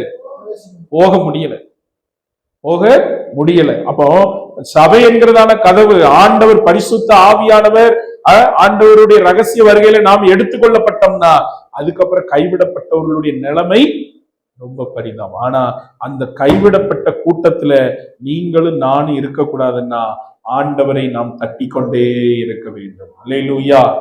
ஆண்டவரை நாம் என்ன செய்யணும்? தட்டி கொண்டே இருக்க வேண்டும். அல்லேலூயா. அப்ப பாத்தீங்கன்னா இங்க 5 கன்னிகைகள் தான் போனாங்க, 5 பேர் என்ன செஞ்சாங்க? 5 பேர் அவங்க பரிசுத்த ஆவியை என்ன செய்யவில்லை? பெற்றுக்கொள்ளவில்லை. அப்ப ஆண்டவர் இன்றைக்கு நமக்கும் கதவை தட்டுறார். நம்ம சரியாக வேண்டிய இடத்தை என்ன செய்யணும்?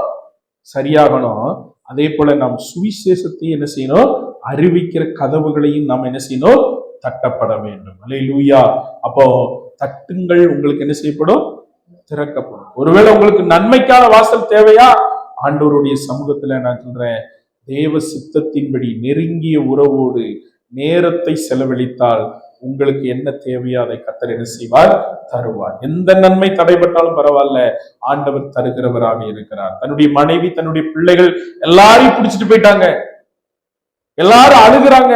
தாவீதும் அழுகுறான். கூட இருந்து 400 பேரு 399 பேர் கல்ல எடுத்து எரியதுக்கு ரெடியா இருக்கான். ஏண்டா ஓம் கூட வந்ததுனாலதான் இவ்வளவு பிரச்சனை அப்படின்னு. இவன் என்ன சொன்னா, அப்படியா? அதே வேதனை தான் இவனுக்கும். இவன் போய் தேவனுடைய கதவை தட்டினான். ஆண்டவரே, நான் என்ன செய்ய வேண்டும்? நான் என்ன செய்ய வேண்டும் என்று ஆண்டவரிடத்துல கதவை தட்டின பொழுது ஆண்டவர் சொன்னார், நீ போ, அதை திருப்பிக் கொள்வாய் என்று சொன்னார். அல்லேலூயா. அப்ப தட்டினீங்கன்னா உங்களுக்கு இழந்ததை கர்த்தர் தருவார். உங்களுக்கு தேவையானதை தருவார். தேவ சித்தத்தின்படி நீங்க செய்வீங்கன்னா அவர் உங்களுக்கு தர விரும்புகிறதை நிச்சயம் தருவார். அல்லேலூயா. அப்போ நம்மளும் போய் கதவை தட்டணும் சுவிசேஷத்திற்காக. அல்லேலூயா. கதவு பூட்டப்பட போகுதுன்னு சொல்லணும். நோவாவை போல நம்ம என்ன செய்யணும்? சொல்லணும், ஆண்டவர் வரப்போகிறார், என்ன செய்யுங்க? மனம் திரும்புங்க. உண்மையான தெய்வம் யாரு? இயேசு கிறிஸ்து. அவரை சொந்த தெய்வமாக ஏற்றுக்கொண்டு ஞானஸ்தானம் எடுத்து நீங்க பரிசுத்த ஆவியின் அபிஷேகத்தை பெற்று சபைக்கு வந்து பரிசுத்தமாய் வாழ்ந்தா மாத்திரம் தான் எங்க போக முடியும்? ஆமா, பரலோகம் போக முடியும். நான் சர்ச்சைக்கு வரமாட்டேன், என் இஷ்டப்படிதான் வாழுவேன், அப்படித்தான் இருப்பேன், இப்படித்தான் இருப்பேன், நான் வந்தாலும் இப்படித்தான் இருப்பேன், வரலனாலும் அப்படித்தான் இருப்பேன்னா ஏன்ட்ட நீங்க சாக்கு போக்கு சொல்லலாம். ஏசப்பாட்ட என்ன செய்ய முடியாது. கதவு திறந்தேதான் இருந்துச்சு பூட்டுற வரைக்கும். பூட்ட பிறகு வந்து நிறைய பேர் தட்டாங்க, ஐயா நான் தான் உங்க 2வது மகனுக்கு பொண்ணு கொடுத்தேன். நோவா, எனக்கு முடியாதுப்பா, சாவி ஏன்ட்ட இல்ல. நான் தான் முதல் மகனுக்கு பொண்ணு கொடுத்தேன், சாவி இல்ல. ஏங்க நேத்து நம்ம 2 பேரும் ஒன்னா கடையில டீ குடிச்சோம்ல, சாவி அவர் கொண்டு போயிட்டாருப்பா, அதனால என்ன செய்ய முடியாது, திறக்க முடியாது. அல்லேலூயா. அப்ப கதவு பூட்டுறதுக்குள்ள முதல்ல நம்ம சரியாகணும். முடியாதவர்களையும் நாம் என்ன செய்யணும்? கொண்டு வர வேண்டும். அல்லேலூயா. கண்களை மூடி ஆண்டவருடைய சமூகத்துல நாம் செபிப்போம். ஆண்டவர் உங்களோடு பேசி இருப்பாரானால் நீங்க ஆண்டவருடைய சமூகத்துல உங்களை ஒப்பு கொடுங்க. ஹல்லேலூயா, ஹல்லேலூயா, ஹல்லேலூயா. நன்றி ஆண்டவரே, உம்மை துதிக்கிறோம், உம்மை ஸ்தோத்தரிக்கிற ராஜா. நீர் நல்லவரப்பா. இன்றைக்கு ஒப்பு கொடுங்க. ஒருவேளை பரிசுத்த ஆவியினுடைய அபிஷேகத்தை நீங்க பெற்றுக்கொள்ளவில்லைன்னா, அதற்காக நீங்க பிரயாசப்படலைன்னா, அந்த சிநேகிதன் வந்து அவனிடத்திலே வருந்தி கேட்டது போல ஒருவேளை நீங்க கேட்கலன்னா இன்னைக்கு கேளுங்க. ஆண்டவரே, உடைய வருகையில் என்னை எடுத்துக்கொள்ளும்படி ஆண்டவரே பரிசுத்த ஆவியானவருடைய அபிஷேகத்தை எனக்கு தாங்கப்பா. ஆண்டவரே, உடைய வசனம் சொல்லுகிறது, ஒருவன் ஜலத்தினாலும் ஆவியினாலும் பிறவாவிட்டால் தேவனுடைய ராஜ்யத்தில் பிரவேசிப்பதில்லை என்று வேதம் சொல்லுகிறது. ஆண்டவரே, நான் ஒருவேளை ஜலத்துல பிறந்திருக்கலாம், ஆனா ஆவியில பிறக்கலப்பா, எனக்கு உதவி செய்யுங்க. கேளுங்க, கேளுங்க. ஆண்டவருடைய சமூகத்துல ஆண்டவர் இன்றைக்கு உங்களுக்கு எந்த வார்த்தையை பேசினாரோ, எந்த காரியத்துல பேசினாரோ, எந்த பகுதியிலே உங்களோடு இடைப்பட்டாரோ ஆண்டவர்கிட்ட கேளுங்க. ஆண்டவரே, என்னை மன்னியும் ஆண்டவரே. ஆண்டவரே, நான் இன்றைக்கு என்னை ஒப்பு கொடுக்கிறேன். ஆண்டவரே கர்த்தாவே, நான் ஜெபிக்காதது தவறுதான், நான் பரிசுத்த ஆவியினுடைய அபிஷேகத்தை பெறாதது தவறுதான். பெற்றிருந்தோம், என் வார்த்தைகள் சரியில்லை, என் நடக்கை சரியில்லை, என் பார்வை சரியில்லை, என் சிந்தை சரியில்லை, என் ஜெபம் சரியில்லை. ஆண்டவரே, எல்லாவற்றிலும் மாற்றத்தை கொடுங்கப்பா, எல்லாவற்றிலும் மாற்றத்தை கொடுங்க ஆண்டவரே. அப்பா, எனக்குள்ள ஒரு விடுதலை நடக்கட்டும் ஆண்டவரே. ஓ ராபாலா சந்தரா பாபா பாபா, ஓரி மாதா ராபா லாக்கா ராபா பாபா பாபா, ஓரி மாதா ராபா பாபா பாபா. ஹல்லேலூயா. ரபல சந்தரவரபா. என் நாட்கள் முடியும் வரை, என் ஜீவன் பிரியும் வரை, என் சுவாசம் ஒழியும் வரை உம்மையே ஆராதிப்பேன், உம்மையே ஆராதிப்பேன். என் நாட்கள் முடியும் வரை, என் ஜீவன் பிரியும் வரை, என் சுவாசம் ஒழியும் வரை உம்மையே ஆராதிப்பேன், உம்மையே ஆராதிப்பேன். ஆண்டவர் திறந்த வாசலை உனக்கு முன்பாக வைத்திருக்கிறார், ஒருவனும் அதை பூட்ட முடியாது. ஆண்டவர் சொல்லுகிறார், தட்டுங்கள், அப்பொழுது உங்களுக்கு திறக்கப்படும். நம்முடைய பொருளாதாரத்திற்காக ஆண்டவரை தட்டுகிறோம், நம்முடைய எதிர்காலத்திற்காக ஆண்டவரை தட்டுகிறோம், நம்முடைய தேவைகளுக்காக ஆண்டவரை தட்டுகிறோம். ஆனால் பரலோக ராஜ்யம் போவதற்காக, அந்த பரலோக ராஜ்யத்தின் கல்யாண வீட்டின் விருந்திலே நாம் பங்கு கொள்வதற்காக, மணவாளன் வரும் பொழுது மணவாட்டியாய் நாம் போவதற்காக எத்தனை முறை தேவனுடைய கதவை நான் தட்டியிருக்கிறேன், எத்தனை முறை என் அறையை பூட்டி ஆண்டவரே என்னை பரலோகத்திற்கு எடுத்துக்கொள்ள தகுதி உள்ள மகனாய் என்னை மாற்றும் என்று எத்தனை முறை நான் கேட்டிருக்கிறேன். ஒரு விசை கூட நாம் சிந்தித்து பார்ப்போம். வேளையின் கதவு பூட்டப்பட்டது போல 10 கன்னிகைகள் இருந்த பொழுது 5 கன்னிகைகள் வந்த பொழுது மீதி பேர் வரும் பொழுது கதவு பூட்டப்பட்டது போல சிநேகிதனுடைய கதவு திறந்தது, அது மனுஷன் அடைத்தது. ஆனால் இந்த 2 பகுதிகளிலே பார்க்கிறோம், தேவன் அடைத்த கதவு திறக்கவில்லை. தேவ ஜனமே, இன்றைக்கு உணர்வடைவோ. நம்முடைய வாழ்க்கை இந்த வேலையோடையே, இந்த வீட்டோடையே, இந்த குடும்பத்தோடையே, இந்த நண்பர்களோடையே, இந்த சபையோடையே முடிவதில்லை. நமக்கு பரலோக வாழ்க்கை ஒன்று இருக்கிறது. அதற்காக நாம் ஒவ்வொரு நாளும் ஆயத்தமாக வேண்டும். வீட்டு எஜமான் வந்த பொழுது அவர்கள் விழித்திருந்தவர்களாய் கதவை திறந்தார்கள் என்று வேதம் சொல்லுகிறது. இன்றைக்கு ஆண்டவர் நம்மை பார்த்து கேட்கிறார், நான் வரும் பொழுது நீ என்னோடு கூட வர ஆயத்தமாய் இருக்கிறாயா? நான் ஒருவேளை இன்றைக்கு ராத்திரியில் வந்தா நீ என்னோடு கூட வருவதற்கு ஆயத்தமாய் இருக்கிறாயா மகனே? நீ இன்றைக்கு ராத்திரி நான் வந்தால் என்னோடு கூட வருவதற்கு நீ ஆயத்தமாய் இருக்கிறாயா மகளே? ஆண்டவர் உங்களை பார்த்து கேட்டு, ஆண்டவர் உங்களுடைய இதய கதவை இப்பொழுது தட்டுகிறார். இன்னும் நீ விட வேண்டியது இருக்கிறது, இன்னும் சரி செய்ய வேண்டியது இருக்கிறது, இன்னும் ஆவியை பெற வேண்டியது இருக்கிறது. இன்னும் என்னோடு நெருக்கமான உறவிலே நீ இல்லாமல் இருக்கிறாய். உன்னுடைய ஜெப வாழ்க்கை சரியில்லை, உன்னுடைய வேத வாசிப்பு இல்லை, நீ முழங்கால் படியிட்டு என்னோடு பேசுவது இல்லை, என்னோடு நெருக்கமான உனக்கு உறவில்லை, என்னோடு நீ நேரம் செலவழிக்கவில்லை. ஆனாலும் ஆண்டவர் சொல்லுகிறார், உன் பேரில் எனக்கு ஒரு குறை உண்டு, நீ ஆதி அன்பை விட்டு விட்டாய்.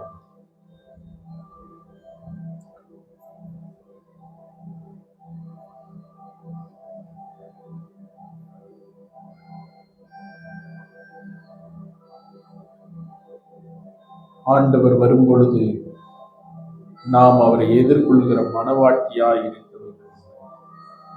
ஆண்டவர் ஸ்தோத்திரம். ஆண்டவரே கதா, இந்த நல்ல வேளைக்காக நன்றி செலுத்துகிறோம்.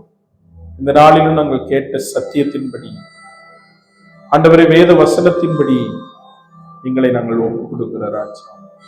இதுல குறைவுள்ளவர்களாய் இருந்தால் நாங்கள் இன்றைக்கு எங்களை சரி பண்ணிக்கொள்ள தேவன் உதவி செய்யும். உடைய கதவு பூட்டப்படுவதற்கு முன்பதாக வேளைக்குள்ளே ஆண்டவரை நோவாவும் அவனுடைய குடும்பமும் பிரவேசித்தது போல நாங்கள் சபை எடுத்துக் கொள்ளப்படுவதற்கு முன்பதாக உம்முடைய வார்த்தையின்படி நடந்து அந்த சபை எடுத்துக் கொள்ளப்படும் பொழுது அதிலே நாங்கள் பங்குள்ளவர்களாய் எங்களை நீர் மாற்றும். 2 பேர் ஜெபித்தான். ஒருத்தன் தூரத்திலிருந்து ஆண்டவரை பார்ப்பதற்கு முடியாமல், கண்களை ஏறெடுக்க முடியாமல் மார்பிலே அடித்து ஜெபித்தான். இன்னொருத்தர் சொன்னா, நான் எல்லாம் செய்யறேன், அவனை மாதிரி கிடையாதுன்னு சொன்னான். ஆனால் ஆண்டவர் சொன்னார், இவனே எனக்கு ஏற்றவன். கர்த்தர் உங்களோடு பேசி இருப்பாரானால் இன்றைக்கு நீங்க வீட்டுல போய் இந்த வசனங்களை மறுபடியுமா எடுத்து வாசித்து ஒப்பு கொடுத்து ஜெபம் பண்ணி ஆண்டவருடைய சமூகத்துல அழுது பரிசுத்த ஆவியை பெற்றுக்கொள்ளுங்கள். ஆண்டவருடைய வருகைக்கு நீங்க குடும்பமாய் ஆயத்தமாகுங்கள். ஆண்டவர் அதைத்தான் நம்மிடத்தில் எதிர்பார்க்கிறார். ஆண்டவரை கேட்ட வார்த்தைக்காக நன்றி செலுத்துகிறோம். இந்த வார்த்தையின்படி எங்களை ஆசீர்வதியும் பொறுப்படுத்திக் கொள்ளும் ஜீவனுள்ள நல்ல பிதாவே. ஸ்தோத்திரி. முழு உள்ளமே பரிசுத்த நாமத்தை சொல். என் ஆத்துமாவே கர்த்தரை அவர் செய்த சகல உபகாரங்களை மறவாதே. அல்லேலூயா, அல்லேலூயா, அல்லேலூயா. எல்லாருக்கும் ஸ்தோத்திரம். ஒருவரை ஒருவர் வாழ்த்தி செல்லுங்கள். ஆண்டவர்